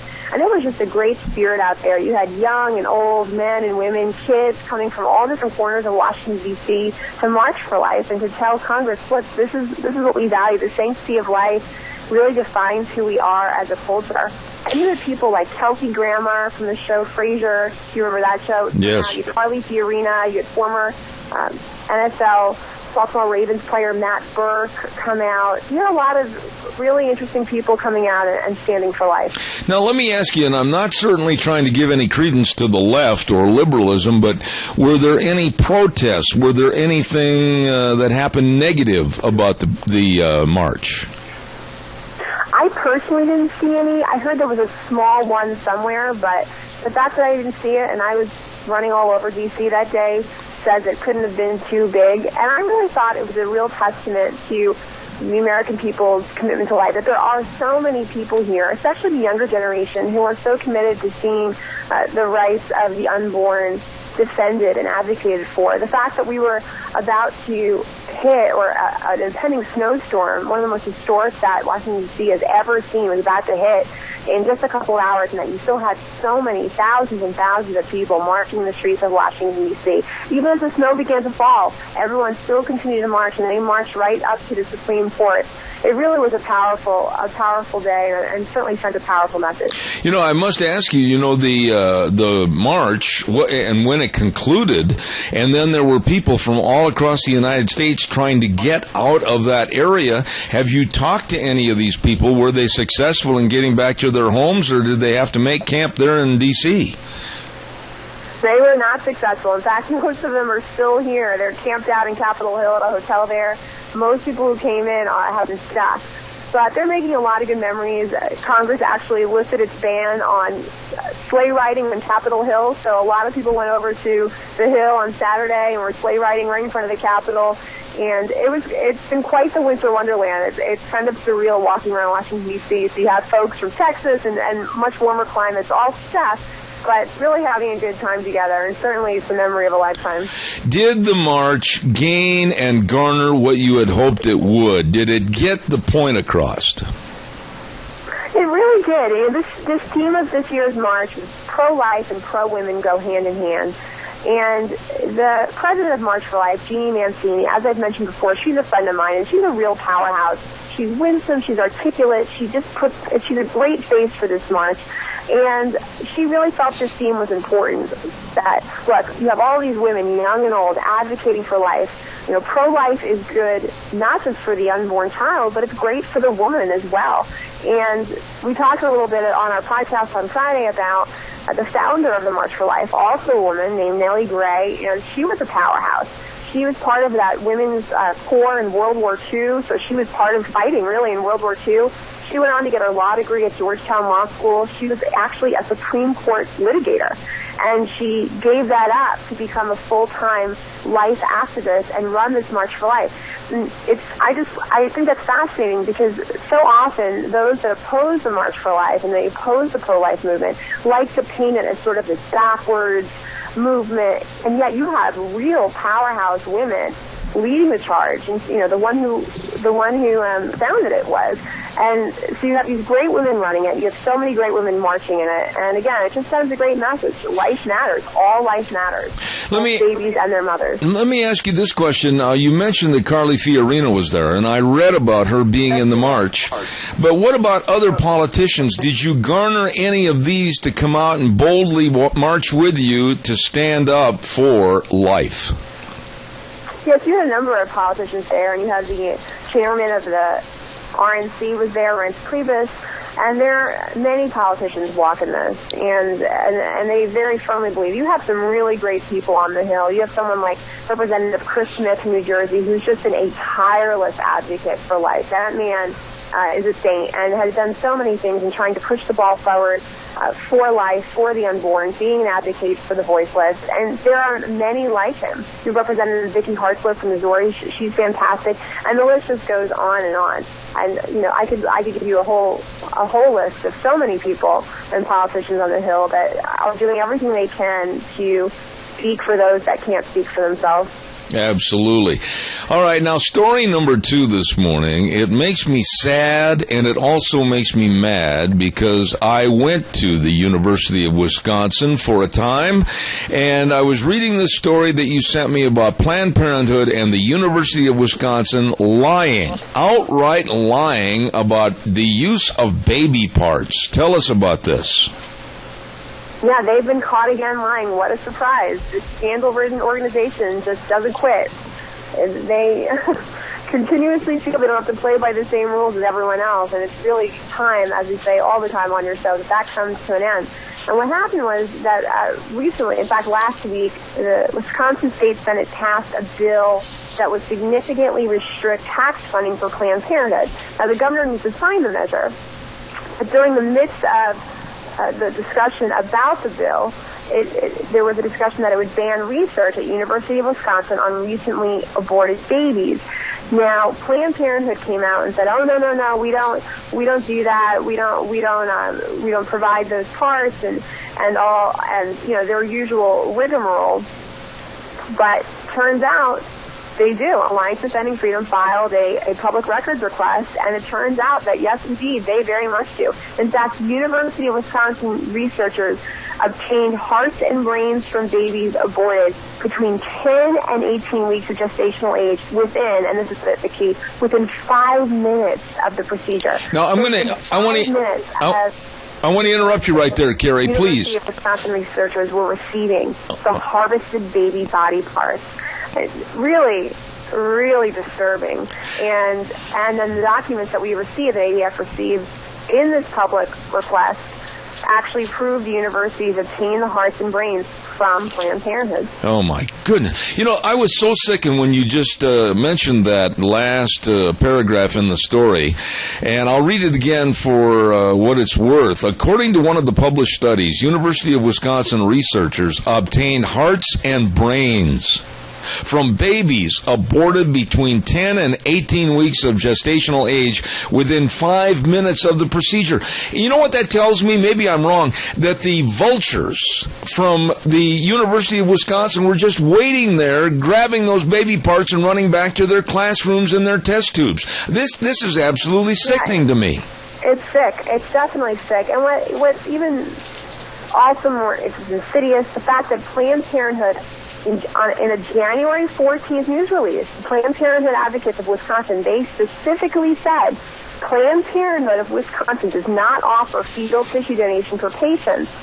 And then the Milwaukee Journal-Sentinel reported in October, this past October, that Planned Parenthood said only a handful of its clinics, and I quote, "none in Wisconsin are involved in these donations." So why are they covering it up? They clearly are. The public records request proves that they are. And again, they're constantly covering things up. They're constantly entangled in scandal. It just never ends. Carrie, I guess I'm really stumped as to why the general public is not just standing there and saying enough. Enough is enough. Planned Parenthood, they literally were caught red-handed on the videos, and now they try to turn around and file a lawsuit against the Center for Medical Progress, alleging that they violated federal laws as far as trespassing and secretly recording. I mean, this is so sick and perverted. Everybody else is wrong but them, and they're trying to turn the tables. Why isn't this stopped? I just can't understand this. Because they know it's sick, and they don't want the American people to know the truth. They don't want the American people to know the truth that their taxpayer money is funding an organization that harvests and traffics baby body parts. Because it's sick, and anyone with a conscience, anyone with a pulse, is sickened by it. And they know that, and they want to hide it to keep funding their $1 million abortion industry, which is what they are. They're a $1 million abortion giant. It's their cash cow, the way they go about doing things. And what's interesting is that the University of Wisconsin, they lied too. One of their, their vice chancellor for research and graduate education said in this last August that Planned Parenthood was not among the organizations that supply aborted babies to the university. But we have the documents. We have the forms. They were. There's no question about it. What? And so you have Planned Parenthood lying. You have University of Wisconsin lying. And they're lying about these trafficking and harvesting of baby body parts. And I think it's obvious as to why. What can happen here? I mean, I absolutely am appalled. There's a difference between keeping a secret and lying. There is a big difference. And the University of Wisconsin and Planned Parenthood wanted both. They wanted to keep this a secret, and then they lied about doing it. What happens in the alleged court cases? What, hopefully, can we get out of this mess? Can we shut down the University of Wisconsin Research Department when it comes to doing this? Can we finally get enough bad news against Planned Parenthood so we can defund them? I mean, what hopefully can we get done? Right. Well, this is a public university, obviously the University of Wisconsin, and so clearly Wisconsin legislators there, they have every reason to be concerned about the Planned Parenthood's lying, the scandals there, and obviously the University of Wisconsin's lying. And so the state there really has a right and really a duty to end its funding with an organization like Planned Parenthood that is clearly undeserving of taxpayer money, and it's unworthy of anyone's trust. And it really is on firm legal ground to discontinue funding for research that both Planned Parenthood and the University of Wisconsin not only kept secret, but have just recently been lying about it. What about, now, it was a part of the story that intrigued me also, was about the Milwaukee Journal and the Milwaukee Sentinel. Are they doing the investigative reporting also and standing up for the rights of the unborn, or what's their take on this story? Have they liberalized it, or are they looking into it? Well, they should be investigating, and even regardless of where they stand on the issue of life, just as a matter of journalistic integrity, they need to be fact-checking, they need to be investigating this, they need to be looking into who's saying what, and are there documents and facts to support what Planned Parenthood and the University of Wisconsin is saying. Because clearly, the facts speak for themselves. They're lying, and they really need to be brought to the public eye for that. And so the media in Wisconsin really has an obligation, just as journalists and fair reporting, to make sure that they bring this to the attention of the people there. What about that Planned Parenthood countersuit, if you will, against the Center for Medical Progress? What's going on there? Can you give us any updates on that? Yeah, the Planned Parenthood is suing a number of people within Center for Medical Progress, and there's different aspects and there's different parts to that case. But again, it's just it's fascinating to me that they're going after them in this way, because they're not suing them, and this should stick out to you. They're not suing them for any kind of defamation. In other words, they're not suing them for lying about what they do. They're suing them for other ways. They're suing them for other reasons, like, they shouldn't have been there, and maybe, say, a private residence camera, and there's all kinds of facts that are up in the air with that. Oh, my. So they're suing them for issues like trespassing, but they're not suing them for issues such as, like I said, defamation, which is fascinating because when you sue for a claim like that, you have the defense for the other side is true. So in other words, it's I say something about someone that's untrue, and then I get sued for it. And my defense is truth. I say, well, no, it's true, and that's it. And I think it's interesting that they left that out of their lawsuit, which says to me they know, obviously, what was shown was a truthful depiction of what they do. Absolutely. And they know that that's going to be a loss in court, so they're not pursuing that route. And they're pursuing other things like trespass and things like that. But when, meanwhile, Center for Medical Progress engaged in investigative journalism practices that so many investigative journalists engage in, and that's the reason we even know what we do about so many scandals that have become uncovered in this country. Even things like meat processing, for instance, with Purdue, and I don't know if you remember all of that. Mm-hmm. Food documentaries that came out about chickens and cows and how they're being treated and how the meat ends up in our supermarkets. If you remember all of that a while back, a lot of that was uncovered through investigative journalism, similar to the tactics that Center for Medical Progress used. So it'll be interesting to see how that plays out. Absolutely, and I always look forward to Mondays for the lovely Carrie Kupek with the Alliance Defending Freedom. She's the Legal Communications Director, and right now she's going outside and try to find her car. Have a great day, Carrie.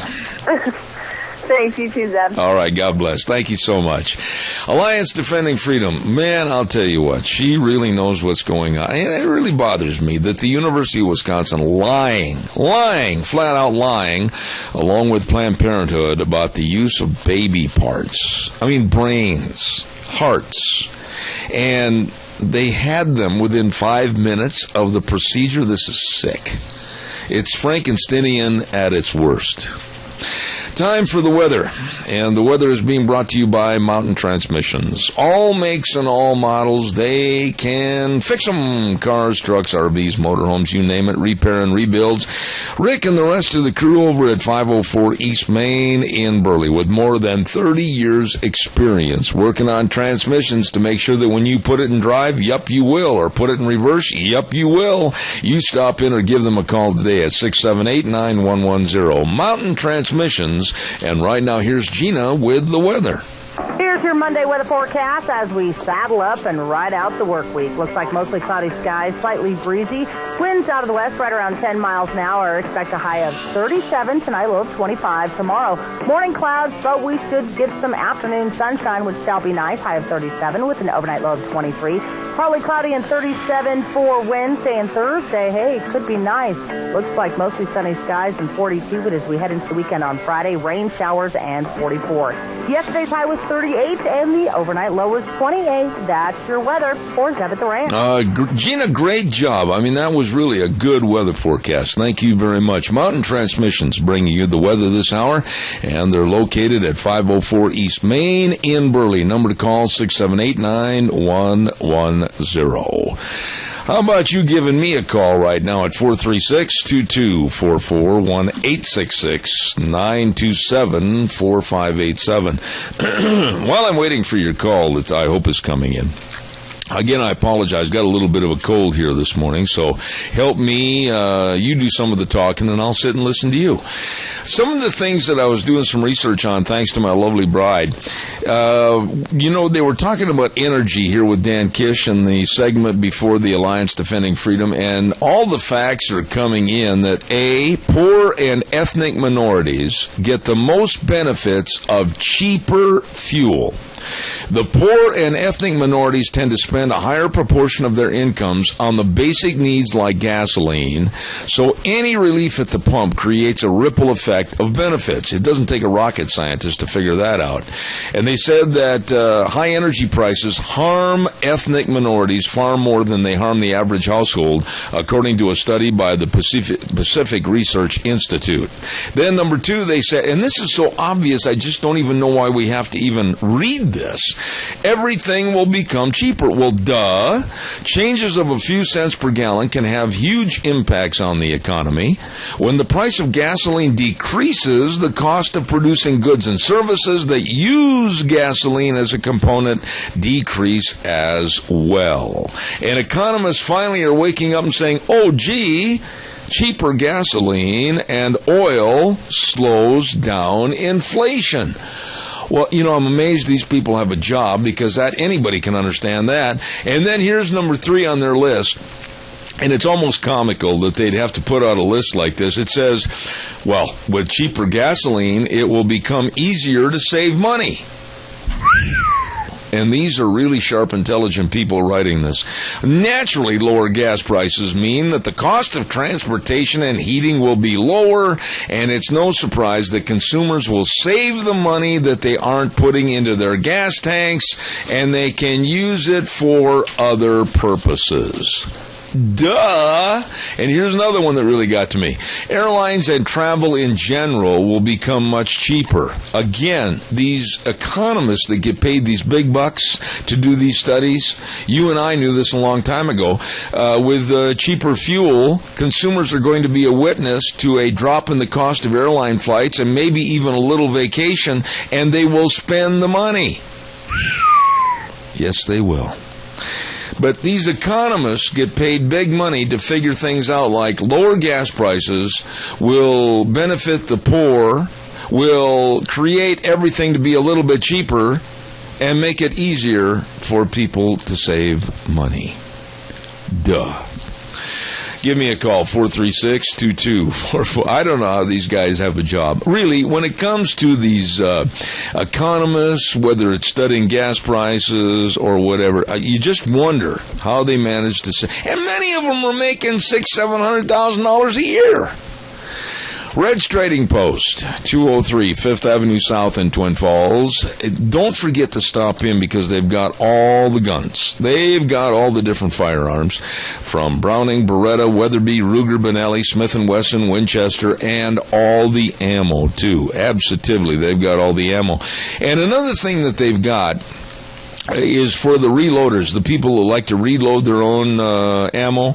They've got the hard-to-find powder right there at Red's Trading Post, along with the great folks that know how to answer your questions and all the accessories, too. Red's Trading Post, 203 5th Avenue South in Twin Falls. You stop in and see Ryan and the whole crew today. Really nice people. Thank you, Wheels. Good morning, caller. You're on the air. Go ahead. Good morning, Zeb. You know, it's almost impossible to believe that these people that do this kind of figuring can figure something like that out. You know, that would be super difficult. Lower prices means more spending and better living.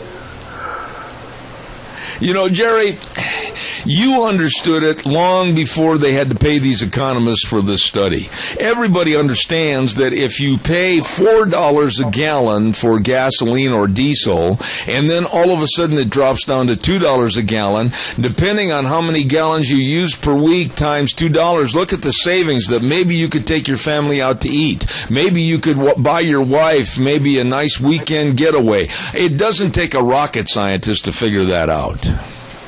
Well, it just improves everything for everybody. You know, you might even go buy a new car. That's true. Or a new house. Look what it does to the overall economy with the turnover of dollars. Things sell better. Absolutely. Businesses will be in business. I know that more restaurants because more people are eating. There'll be more clothing stores because people buy clothes. There'll be more grocery stores because people buy food. Yeah. I can honestly say this to you, Jerry, because you know how much I run around the country, and I honestly already have saved over $500 a month. $500 a month on fuel just because of these cheaper prices, which gives me more opportunity to A, put it in savings, or B, turn it over in the economy by making other purchases. Well, I know what you do with your money. You go to Lunch Bunch and buy lunch. Well, we have a lot of fun, I'll tell you that. I love those people over there. I know we do, and it's a wonderful thing that there are such a group of people as go to that and enjoy it every month. You spread your money around, Zeb. You help many charities. You try to help many groups. You do a lot of good stuff. And, you know, thank God, there's one or two people out there in this world that'll try and do that. Well, thank God is the main thing. He's blessed me, and I appreciate it with great friends like you. Jerry, God bless you, man. Thank you so much. Hey, you have a great day, and keep on with these logical subjects, will you? It's kind of interesting. All right, Jerry. Well, I understand what you're saying. Okay, buddy. Thanks an awful lot. Appreciate it. Thank you. Bye-bye. Well, real nice people there. That Lunch Bunch crew that we have. You ought to come sometime to Lunch Bunch, and you'll see and meet some wonderful, wonderful people. And we're averaging probably right around 50, 55 people at Lunch Bunch, and they are so nice. I love every one of them. Hey, you've been listening to Zeb at the Ranch. Make sure you're hearing everything. Contact Mount Harrison Audiology for a hearing screening. Call 312-0957 for a hearing screening today. Okay? Here's what we got coming up next hour. At 10:06, we've got the Idaho Legislative Update with this week featuring Senator Kelly Anthon. That should be interesting. His first time on the Idaho Legislative Update. And then at 10:32 this morning, Attorney Gail Trotter talking about the stupidity of political correctness in our government. It might kill us, literally. So we're going to turn it back over to Wheels. The CBS News coming up next. I'll see you back here in 6 minutes. Don't go away. Oh boy, here we go. Hour number 3. Zeb at the Ranch. I'm Zeb Bell with our major sponsor, your Magic Valley. Les Schwab Tire Centers. Thank you, thank you, thank you. All 7 locations. Service the key word.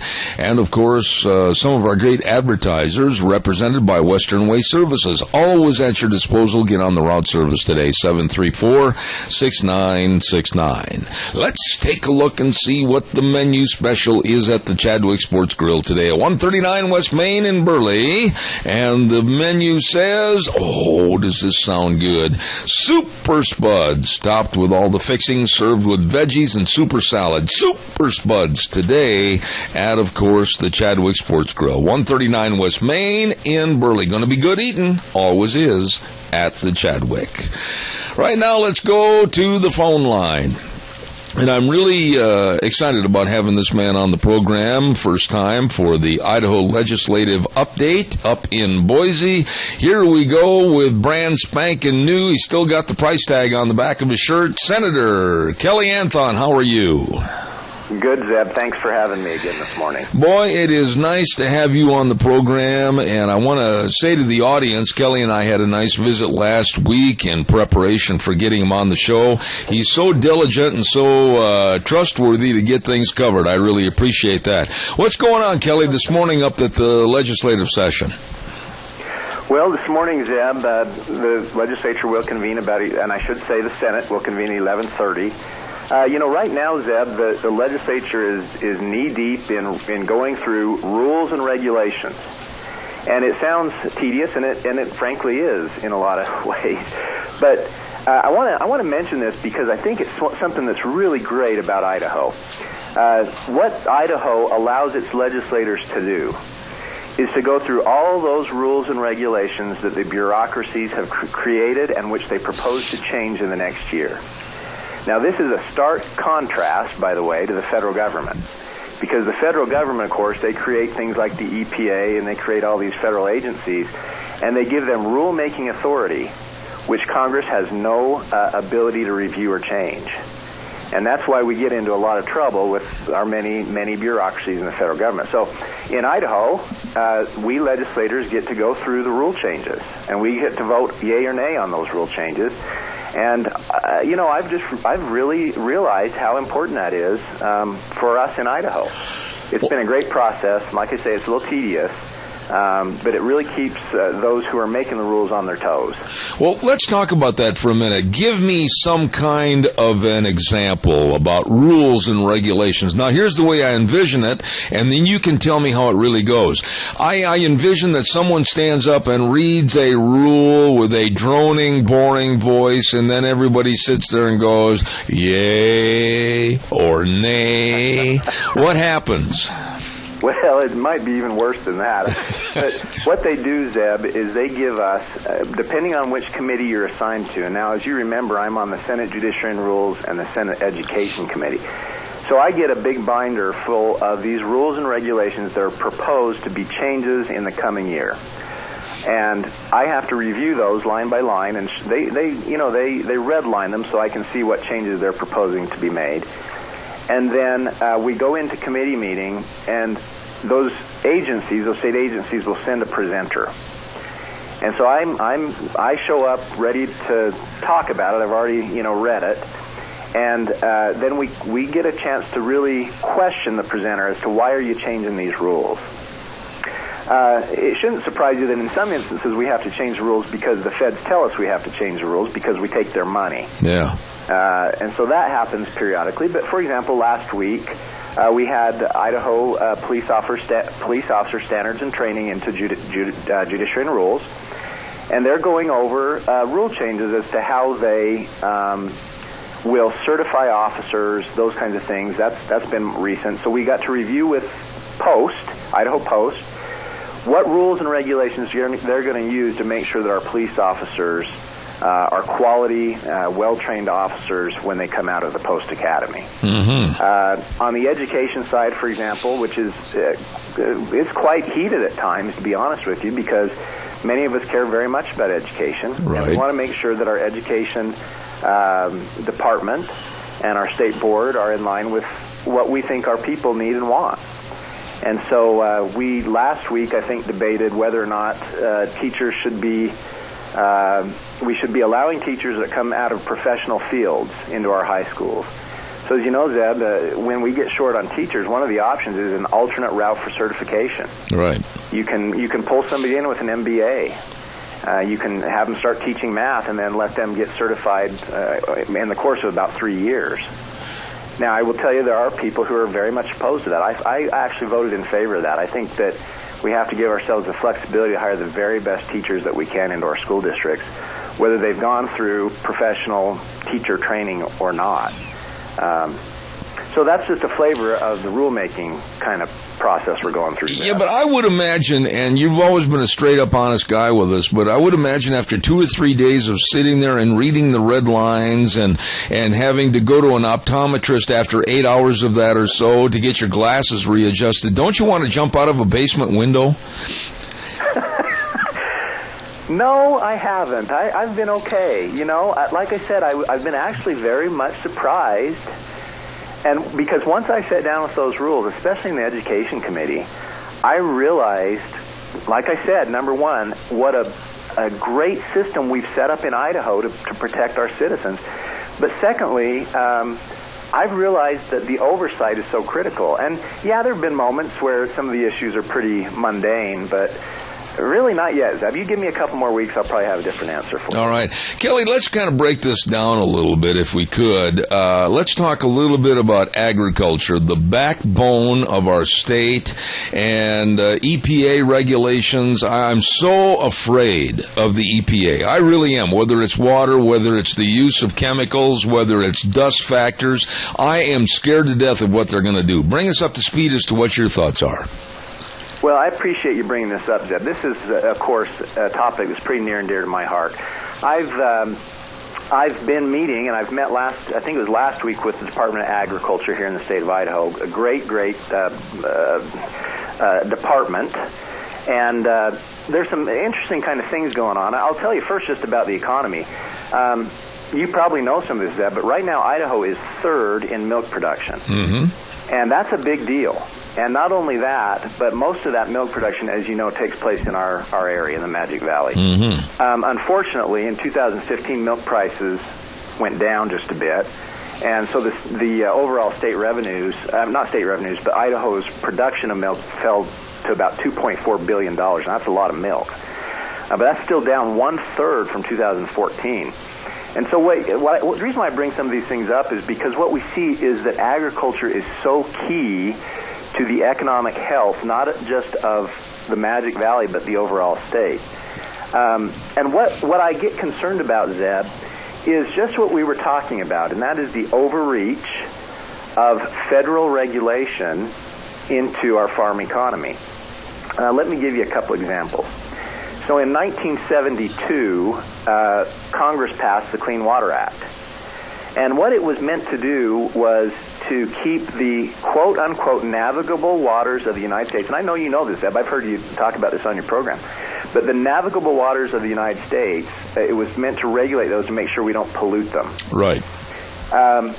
Over time, of course, and under the Obama administration, those rulemaking agencies I just talked about, where there is no oversight by Congress, very, very little, at least in the rulemaking portion, they have interpreted navigable waters of the United States to be almost any drop of water that falls anywhere in the United States. So I can give you an example out of Rupert. In the city of Rupert, we don't get tons of rain, for starters. But when that rain falls on the Rupert City Square, we channel it away in a stormwater system. It eventually can find its way to the canal system. Now, we are not close to the river, but under the interpretation of the Clean Water Act now, that drop of water that will fall on the Rupert City Square, according to the federal authorities now, has to be permitted. You have to get an NPDES permit, which is basically a permit to pollute. And once you get into that system, you're under the thumb, as far as I'm concerned, of the Environmental Protection Agency. Okay, but right there, Kelly, right there, tell me how we ever let it get that far. The EPA, with their supposed powers, you don't get power unless you take it, and they took it. What happened to the Congress? What happened to the Senate and the House? Why didn't they have the backbone to stand up to these people? Well, I still think that something could be done in the Congress. I think that when you talk to our representatives in Congress, they know this issue. They know it very well, and they will talk against it. But it's just like you say, the action never seems to happen. I think that what happens, Eb, is we just gave too much authority to the executive branch and to the rulemaking agencies without oversight. And so now, if you take that same NPDES issue to a farm level, there are those who argue that when you return water off your field into the drain ditch, that you should have an NPDES permit. You should have to get a permit from the federal government because you're polluting water. And the amount of cost, the amount of regulation, and not only that, but I think the hassling and the penalties that you would see on a farm would be so egregious that you'd be putting our farm economy at risk. Well, not only that, but you mentioned this a little bit ago, Kelly, in your diligence, and you're so right. I mean, a little boy goes out in the pasture next to an irrigation ditch and digs a little hole and floats a little toy boat.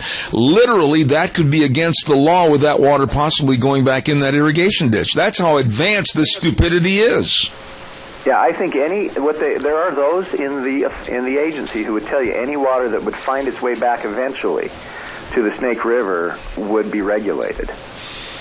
Now, there is something happening in Idaho that I am anxious to see, and that is that our state Department of Environmental Quality can, through the legislature, make a move to take over the permitting process. Mm-hmm.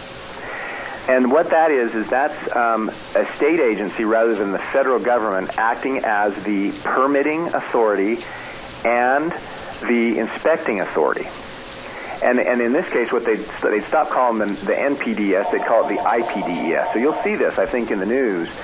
And this has been underway for some time, but the idea is to get it so that if you have to be regulated through these federal regulations, that it's actually an Idaho agency that's doing the checking and doing the working with you. Now we've encountered this in other areas of environmental law. So for example, under the Clean Air Act in Idaho right now, if you wanted to build a factory, let's say in Burley or Rupert, you would have to get an air quality, a permit on your air quality. But in air quality right now, it's the Idaho Department of Environmental Quality that comes to meet with you. Mm-hmm. And what we have found, in my experience working with cities and some of my farmer clients over the years, has been that it's just so much better to work with an Idaho agency than a federal agency that comes out of Seattle and dings you with a huge, huge fine when they find some kind of irregularity. So I'm moving towards the idea that we as a legislature should, as much as we can, wrestle as much power as we can away from the federal bureaucracy and bring it into the state of Idaho. Amen. And regulate ourselves. Amen. Kelly, let me kind of shift gears here a little bit, and I've had quite a few callers, including my own inquisitiveness on this issue, wonder about our infrastructure. And when I say that, if you have not been on Highway 30 past my place headed west towards Twin Falls, you have not traveled through the war zone. I mean, it looks like a bombing practice run as far as the potholes and everything else. That being said, is there enough money in the budget to help fix the infrastructure from a winter that is going to leave our roads in very bad shape? Well, according to the Idaho Transportation Department, they have enough money this year to tackle those needs. Now, if you followed this issue over the last few years, what you know is that those folks have been telling us there are hundreds of millions of dollars of need in the state of Idaho, and I actually believe that. Having kind of dealt with road repair and maintenance over the years, what you realize is that the amount, for example, a city collects in general tax dollars, I promise you, and I'd love to, if you ever want to challenge me on this, come talk to me, let me show you the numbers. That money is never sufficient to keep up on road maintenance issues inside the city. I believe it. And so what you rely on is some of this state money coming into you as well. Zeb, you're dead on. There is a real infrastructure need as far as roads and streets in the state of Idaho. And I think that the legislature attempted to tackle that and did a good job probably tackling, although none of us liked the increase in tax that we saw at the pump. I also received a lot of complaints about changes in registration costs when they went to register their vehicles. And in particular, Zeb, I don't want to get too off the subject with you, but what they did was they raised the cost to register an electric car. Right. I've got quite a lot of complaints about that. But yes, Zeb, and the economy is booming right now. The state economy, the revenues are projected to be way up, and that's why you saw the governor come out with quite an aggressive spending plan based on that. But according to the Transportation Department, based on the new revenues coming in, the increases that have been coming in because of those taxes, they supposedly have enough money without raising their budget to tackle some of the street needs. Okay, now we've got a caller with a question for you. Caller, go ahead to Senator Kelly Anthon. Yes, with the price of fuel being down the way it is, shouldn't crude oil, or not the crude oil, but the road oil and stuff, shouldn't that be cheaper to where the roads will be cheaper to repair this year if we can buy the oil? The answer, which makes the most common sense, of course, yeah, it should go down. Now, I'll tell you something, growing up on a farm in Declo, when the sugar price went down, a can of Pepsi never went down. The cost of a can of Pepsi never went down when my dad didn't get as big of a sugar beet check. I've realized that over the years, and you guys know what I'm talking about. So logically, yes, if the crude oil amount is down, then certainly the road oil cost should come down as well, and we could get some more work done. Whether that happens or not is really a result of the market. Okay. But yes, sir, you're absolutely right. All right, caller. Go ahead, caller. Go ahead, caller, quickly. Oh, I'm sorry. I guess he hung up. Kelly, along with the oil, like the gentleman that just called, and I agree with him, but what about the road base itself? Now, we have to import that from out of state, don't we, or is that an in-state product?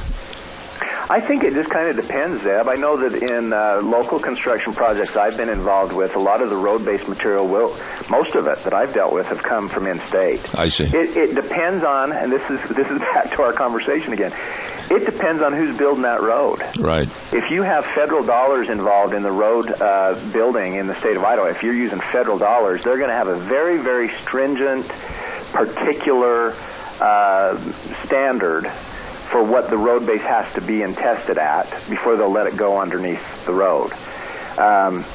What I've heard from many of the people who I trust on road construction, engineers and such, is that oftentimes those standards are above and beyond what's really necessary.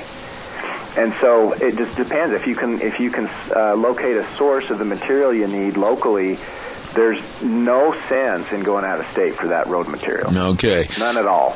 Now, we've only got about 3 minutes left here, Kelly, and I want to get to one other topic, and that's really any surprises that you think are looming on the horizon that are going to take a lion's share of the Idaho legislative time. Anything that you weren't aware of that all of a sudden might be a fly in the milk? Well, Zeb, there aren't any issues that I can think of that will be surprises. I think we may see some surprise bills. So as you and I have talked about, every time we've talked about, the add the words issue is still lingering out there. Yeah. There is a Senate bill introduced by the Democrats that would add the words. And as you and I have talked about, there are some very important issues surrounding add the words that have to be addressed before that any kind of legislation could even be considered. And in particular, it's religious freedom. Well, stop right there, Kelly, just for a minute. Let me just insert something. Members of the Senate working on some bills that would tackle that. I haven't seen those. I don't know what those look like. So there's that. The other thing that's been kind of a surprise to me is the gun legislation that I'm seeing come out. Zeb, I'm very pro-gun. I mean, I can't even imagine somebody more pro-gun than I am. But what was interesting is the first bill that came out, the Second Amendment Alliance, actually, a group that's very, very pro-gun as well, actually was against that bill. And so you might see some politicking happen. Every once in a while, they try to get a bill out there that's so terrible that people like me will vote against it so they can come in on a primary and say, see, this guy isn't pro-gun. Oh. It's an issue to try to get him out of office. So it's dirty politics, but Zeb, I think we know the issues. I can't see any new issues at this point, but I think we might see some surprise legislation come out. You know, I tell you, I am so proud of the way that you're adopting and adapting to your new environment up there. I think you're going to be a great senator, and I wish you the very best. And all I can say is get your little bifocals on and go back to reading your red lines, because you ain't done yet. Well, and if anyone from our district comes up from the Minicash area, please come to see me. I want to be available. I'm trying to do a dang good job, and so I want to be a resource. So I really do look at this as a great honor, and I want to do a really good job for all my friends and neighbors in the Burley, Rupert, and Minicash area. You know, Kelly, that's a good point. Nobody, I think, has ever talked about that. But if people would like to go up and see government in action, how can they go about going and getting into the legislative session? What do they have to do? Well, I just checked. They don't have to do very much. They just need to show up, check the calendar. I'd hate to have you come and there just be nothing at all going on. And if you want to know, they can email me, and I'd be happy to let them know what's going on. But no, I invite you to come take a look at, sit in a committee meeting that we're going through now. Come and sit in the general sessions. They're very short right now, but as it heats up, you're going to see us sitting more and more in those chambers, and there'll be some interesting debates. I'd love to have them. And I'd love to see if I can get them a tour and do whatever I can to make sure that the people that I represent understand this is their government. Absolutely. I'll tell you what, folks, he does a great job on the Idaho Legislative Update, Senator Kelly Anthon. Kelly, God's blessings, and thank you so much for being on the program today. God bless, Deb. Thanks so much. Thank you, sir. Very thorough and very good as a senator for the state of Idaho, Kelly Anthon, and we'll look forward to having him back again in the next couple of weeks. Don't forget that on Thursdays we have a special segment called Cassia County School Days. Yep, and we go into all different aspects of what's going on in the school system, etc. Well, we want to say thank you to the two sponsors of Cassia County School Days, A Child's World at 1308 Overland in Burley, and they've got that big sale going on right now of the winter items where clothes and hats and coats are like 40 to 50% off, and you know that they've got all the toys and the games for the little ones. Great place for grandparents to go shopping at A Child's World, 1308 Overland in Burley, along with the Ambulatory Surgery Center. You know where they are? You know what they do. Well, I'll tell you what. A great place for all your outpatient surgery. That's right. Surgeries like cataract and eye surgery and, of course, life-saving colonoscopies, many, many more. Please call and see how they can save you money. Ambulatory Surgery Center at 1344 Highland Avenue, and the number to call, 677-8888. And along with the Child's World, Ambulatory Surgery Center sponsoring Cassia County School Days on Thursdays at 10:10. Really nice people. Here's what we're going to do. We're going to send this back over to Wheels in just a moment, and then we're going to come back. Don't miss the next segment. You'll find it extremely interesting with attorney Gail Trotter as she talks about a piece that she wrote for the Daily Caller called Obama Moves to Counter Violent Extremism While Political Correctness Kills. It's going to be very interesting coming up in about 3 or 4 minutes. But right now, let's send it back over to our main studios. We'll see you in 3. And now, back to Zeb at the Ranch on AM 1230 KBAR. To reach Zeb, call 436-2244 or toll free 1-866-927-4587. And now, here is Zeb Bell. Oh, thank you very much, and welcome back to our last half hour. And this next lady that's on the program this morning, I hold in the highest regard. I look forward every time to having her on the program when she's available. And she is an attorney by the name of Gail Trotter. Gail, good morning. How are you? I'm great. How are you, Zeb? Well, I got to tell you something, and I think you've been on my program enough to know that I'm pretty blunt about what I say. When I read your piece that you wrote for the Daily Caller, I was so doggone mad I wanted to punch holes in the wall when it comes to this stupid, idiotic political correctness that might kill all of us. What's going on with the Department of Homeland Security and this Obama administration? You're not the only one who had that reaction. You should be mad, and everyone who reads this piece and talks to me about it has that exact same reaction because they understand that the Obama administration is really imperiling Americans.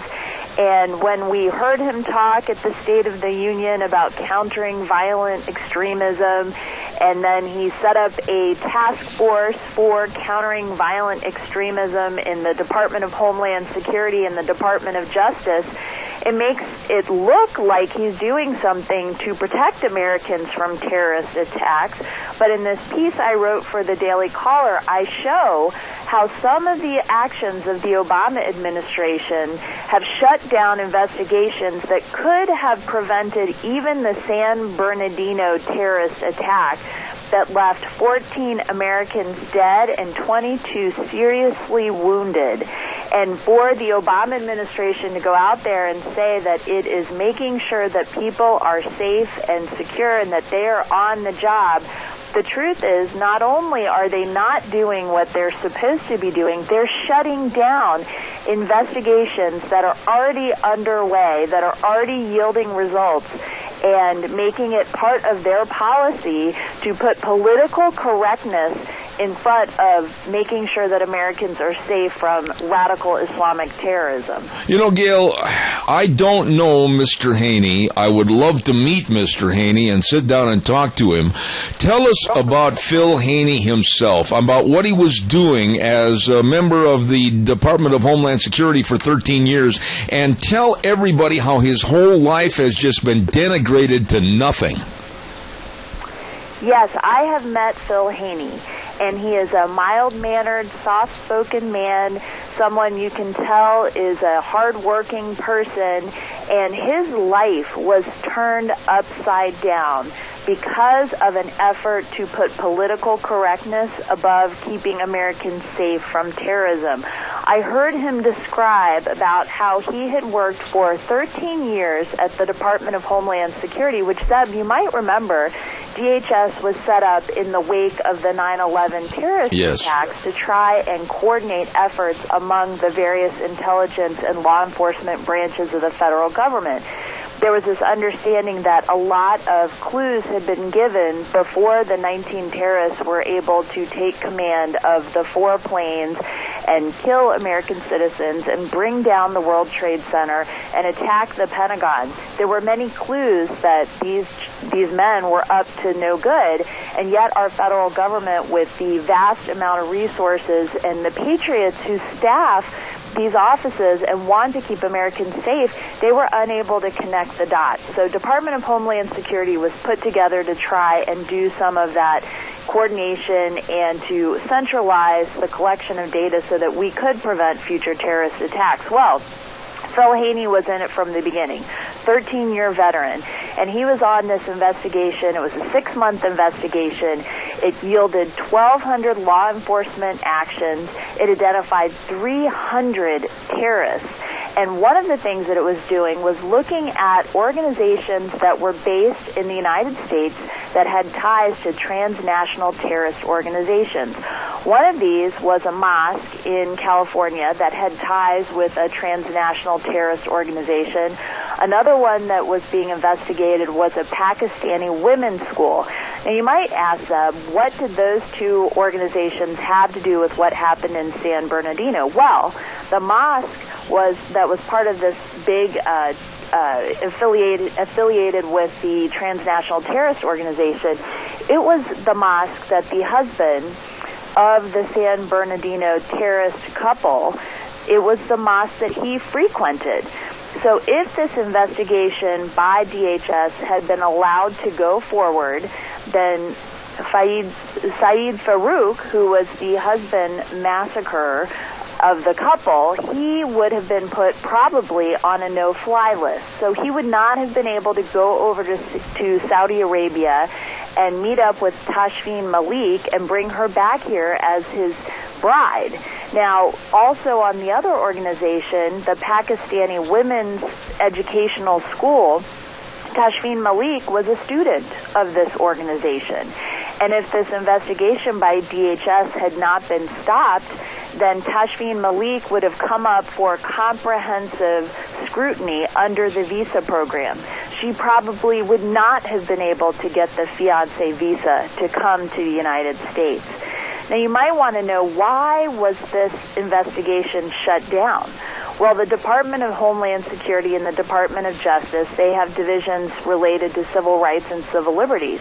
They decided that it was unreasonable to go after these organizations and to identify people affiliated with these transnational organizations.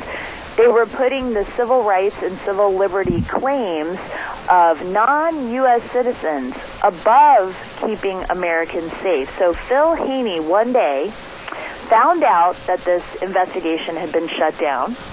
He found out that all of the evidence and investigation that had yielded information about these organizations was going to be wiped out on command of his superiors. He didn't want to see that to go to waste, and endanger American lives. So he went to the Inspector General of the Department of Homeland Security, which is what federal employees are supposed to do when they see something wrong. He also went to members of Congress and told them about this investigation being shut down and the information being scheduled to be wiped. And for his heroic effort to make sure that American lives were saved, he went to his office one day, and his colleagues escorted him to a conference room. And he sat down, and they told him that he needed to surrender his firearm. Now, this is a government-issued firearm that is provided to members of DHS who are investigators, and he was stunned that he was being treated as a threat. Instead of the 13-year-long veteran who was so concerned about making sure that American lives were protected, he was being treated as the threat. So he surrendered his firearm. He said, "How do you want me to turn it over to you? Do you want me to unload it and slide it across the table?" So he did that, and then he was escorted to an empty cubicle. So here's the man who was on the front lines of investigating how to keep Americans safe, and he was not only treated as a threat, he was also taken off being able to do his job of keeping Americans safe. So we went from investigation that had 1,200 law enforcement actions, as I said, identified 300 terrorists, to shutting down that investigation, wiping the information, and punishing one of the investigators who was saying, "This is wrong. This is a bad, bad idea." Wow. I mean, I'm sitting here in my desk right now, and I absolutely am shaking my head, Gail. I don't even know how to ask the next 1,000 questions. I guess I'll start with this. How many other Phil Haneys are there that are trying to protect us that the government has put duct tape over their mouths? That's right. We don't know. And, you know, when you see how one of your colleagues is treated, how much harder is it for the next person to come forward, because they know that not only will they not be listened to and heeded, but they will face some kind of retaliation for taking that brave stance. So not only is it bad that this particular investigation was shut down, not only is it wrong that we lost the benefit of all the data and evidence from this investigation, not only is it a terrible shame that Phil Haney was taken out of his role as a highly skilled and experienced investigator of these types of matters, but what kind of a chilling effect is it going to have on other employees of the Department of Homeland Security and other federal agencies that are on the case trying to make sure that Americans are safe from terrorism? What kind of an effect is it going to have on them when they are going through their jobs? You might remember after the San Bernardino massacre, one of the neighbors was asked about whether he saw any unusual activity at the home of Tashfeen Malik and Saeed Farouk, and he said yes, but I didn't want to say anything because I thought people would judge me for, basically being politically incorrect. And so not only do we see this at the investigative level of the federal government, but we're also seeing it even in the culture. And my argument in this piece is that political correctness in our society at the governmental level, at the Obama administration policy level, and also at the individual community level, it's resulting in people dying. So President Obama said that priority number one is protecting the American people and going after terrorist networks. In today's world, even a handful of terrorists who place no value on human life, including their own, can do a lot of damage. And yet, as Phil Haney said, the Obama administration seems to be more concerned with the rights of non-citizens in known Islamist groups than with the safety and security of the American people. That is a terrible indictment of this administration. Gail, in your opinion, and this is a speculative type question, but in your opinion, why? Why is this administration, from the top down, Obama all the way to Jay Johnson or whomever, why are they so protective of Muslims and Islam in general? If it was Presbyterians, Mormons, or Lutherans, they'd probably come after them with both barrels blazing, but not the Muslims. Why? I think it's many things. I think you might remember President Obama said he was a global citizen. So it's this idea that American values are not unique and America is no better than any other country. You might remember President Obama also said he believes in American exceptionalism like Greeks believe in Greek exceptionalism, which means not really believing in exceptionalism at all. And I think that there is this continued effort that began even under President George W. Bush that feared that if we called out radical Islamic terrorism for what it is, that there would be a backlash against peace-loving Muslims in the United States.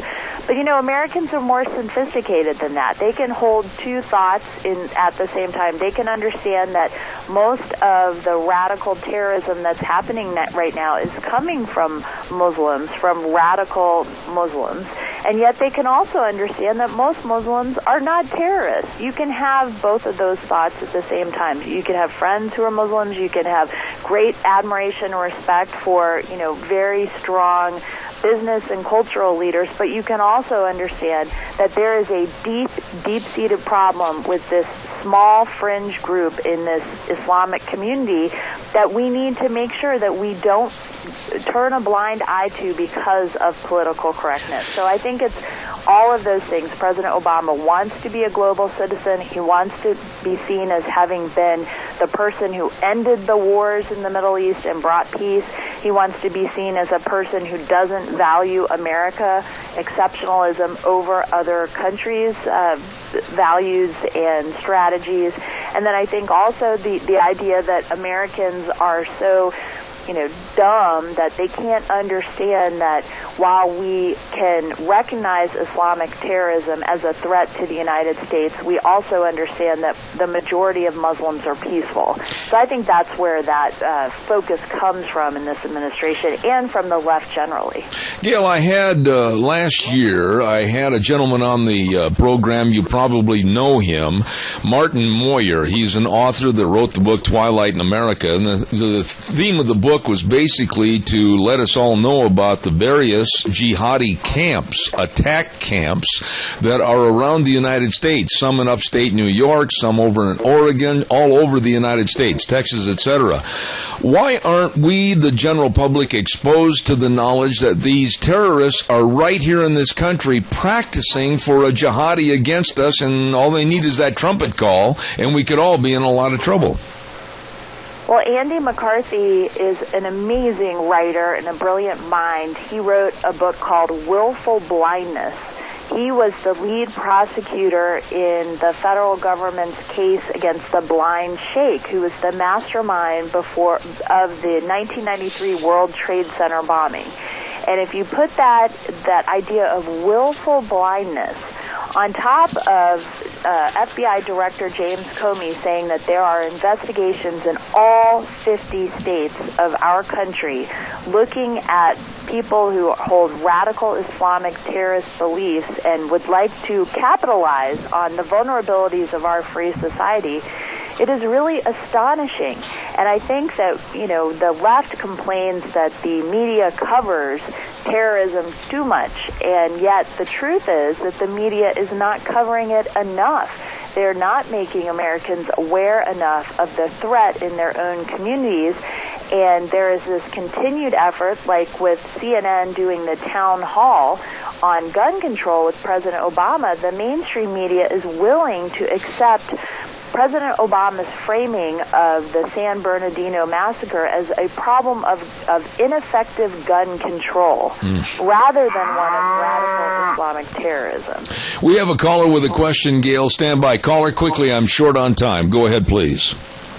Well, the European media is just so terrible with covering up how the societal breakdown because of the Muslim refugees or whatever, that it's just amazing. They're literally, you know, going to end up cutting their own throats. It's amazing. I'll hang up.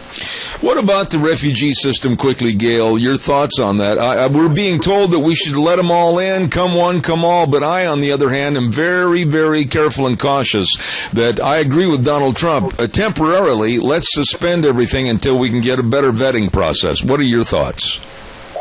Well, even if you take take the security issue out of it, which of course is the 800-pound gorilla in the room, but it's actually more humane to help the refugees in near the countries where they came from. Even if you go to the UN documents that deal with refugees, the UN process is to keep refugees as close to their country of origin as is safe.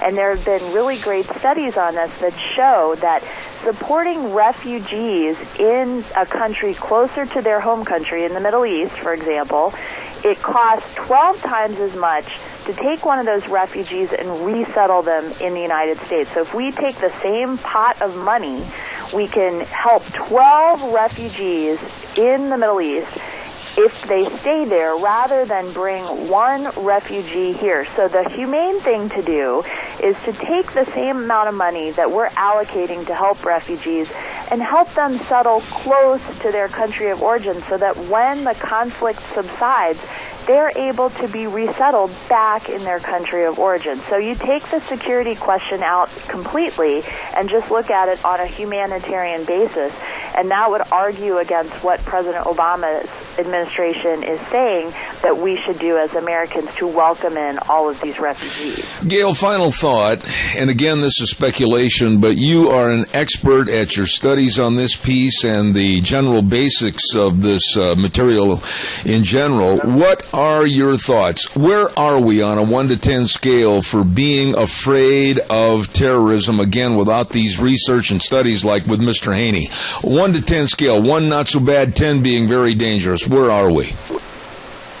I think we're probably a 6 or a 7 because there has been a deliberate attempt to keep this information from the American people, but it rises high to the level of Americans' consciousness that this is a serious threat. And while obviously we're a country of 300 million people, we have a lot of land, we have a lot of resources, a group like ISIS is not going to be able to come over and take over our country, but they could do significant damage not only on individual communities, but also on our way of life. If we change how we go about in our free speech area, in our Second Amendment rights, in our freedom of religion based on a fear of ISIS being able to attack us in our homeland, then that is a real tragedy. And I think that underscores for us how important this fight is. And despite President Obama saying that he has won in the Middle East, you know, our eyes show us that this is clearly not the case. And I think we will see more terrorist attacks occur over here because our administration is not fighting the correct battle, and it is giving our enemies an advantage because we are unwilling to call it what it is. Amen. I love this lady, and she does a great job. Columnist, political analyst, and attorney, Gail Trotter. Gail, I'm going to do some more research on this piece that you've written. I'm going to have you back in the not-too-distant future. God bless, and thank you so very much. Same to you. Great to be with you, Zeb. Thank you. Wonderful lady, and she knows what's going on. This is an exceptionally well-written piece that she had for the Daily Caller, a very reputable part of our media, and I highly suggest it. Attorney Gail Trotter with the title of the piece, Obama Moves to Counter Violent Extremism While Political Correctness Kills. I've got to get the weather forecast in here real quick, brought to you by Scarro's Meats, 331 North Road, Jerome. The number to call, 324-7657. They are changing the way we eat, one delicious bite at a time with the best of their meat processing right there at Scarro's Meats. You be sure and give them a call today, 324-7657. Right now, here's Gina with the weather. Here's your Monday weather forecast as we saddle up and ride out the work week. Looks like mostly cloudy skies, slightly breezy. Winds out of the west right around 10 miles an hour. Expect a high of 37 tonight, low of 25 tomorrow. Morning clouds, but we should get some afternoon sunshine, which shall be nice. High of 37 with an overnight low of 23. Partly cloudy and 37 for Wednesday and Thursday. Hey, could be nice. Looks like mostly sunny skies and 42, but as we head into the weekend on Friday, rain showers and 44. Yesterday's high was 38. and the overnight low was 28. That's your weather for Zeb at the Ranch. Thank you, Gina. And don't forget, changing the way we eat, one delicious bite at a time. Scarro's Meats, 331 North Road, Jerome. Number to call Don and the crew, 324-7657. Scarro's Meats. By the way, too, I want to say thank you to our major sponsor again, and that's your Magic Valley Les Schwab Tire Centers. You know, I tell you, they've got all the performance tires. They've got all the snow tread tires. They've got all the studded tires. They've got all the tire chains. Really, if you'll take the time and be diligent, go in there and just alleviate any problems of getting stuck on the ice, the snow, and the yuck, they've got all the tires you need for your pickups, your cars, whatever. And along with that, they've got other great services too, like the best in brake service, the best in front end alignment and shocks and struts, and the best in batteries. By the way, I ran my battery down on Saturday. No go. Thanks to a good Samaritan, I got all hooked up and ready to go again. There we go. I'll tell you what, you stop in and you won't have any of these problems because you're going to be dealing with the pros at your Magic Valley Les Schwab Tire Centers. Lane and Rupert, Dave on Blue Lakes and Twin, Mike and Buell, Mike and Jerome, the Twist family in Paul, John on Poline in Twin Falls, and Randy on Overland in Burley. The best, your Magic Valley Les Schwab Tire Centers. Whew, you've listened this morning to Zeb at the Ranch. I'm Zeb Bell. Make sure that you're hearing everything. Contact Mount Harrison Audiology for a hearing screening. Don't forget to call 312-0957. What have we got cooking on tomorrow's program? Well, we got Frosty Woldridge at 9:06, and then we've got a surprise guest at 9:30, and the surprise is, I don't know who it is. And then at 10:06, Dr. History, and then Wayne Hewlett is going to be on the air talking about the Oregon situation at Burns, Oregon. He has first-hand observation and information for us because he knows the people, the Hammond family, really well. So he's going to be here in the studio tomorrow morning at 10:30. The way things were are the way things ought to be. Oh, boy, that's true. Zeb at the Ranch will be back here again tomorrow morning at 8:06. We'll ride the horse for 3 hours till 11. And thank you very much for tuning in. Thanks for your calls. God bless. We'll see you tomorrow morning at 8:06.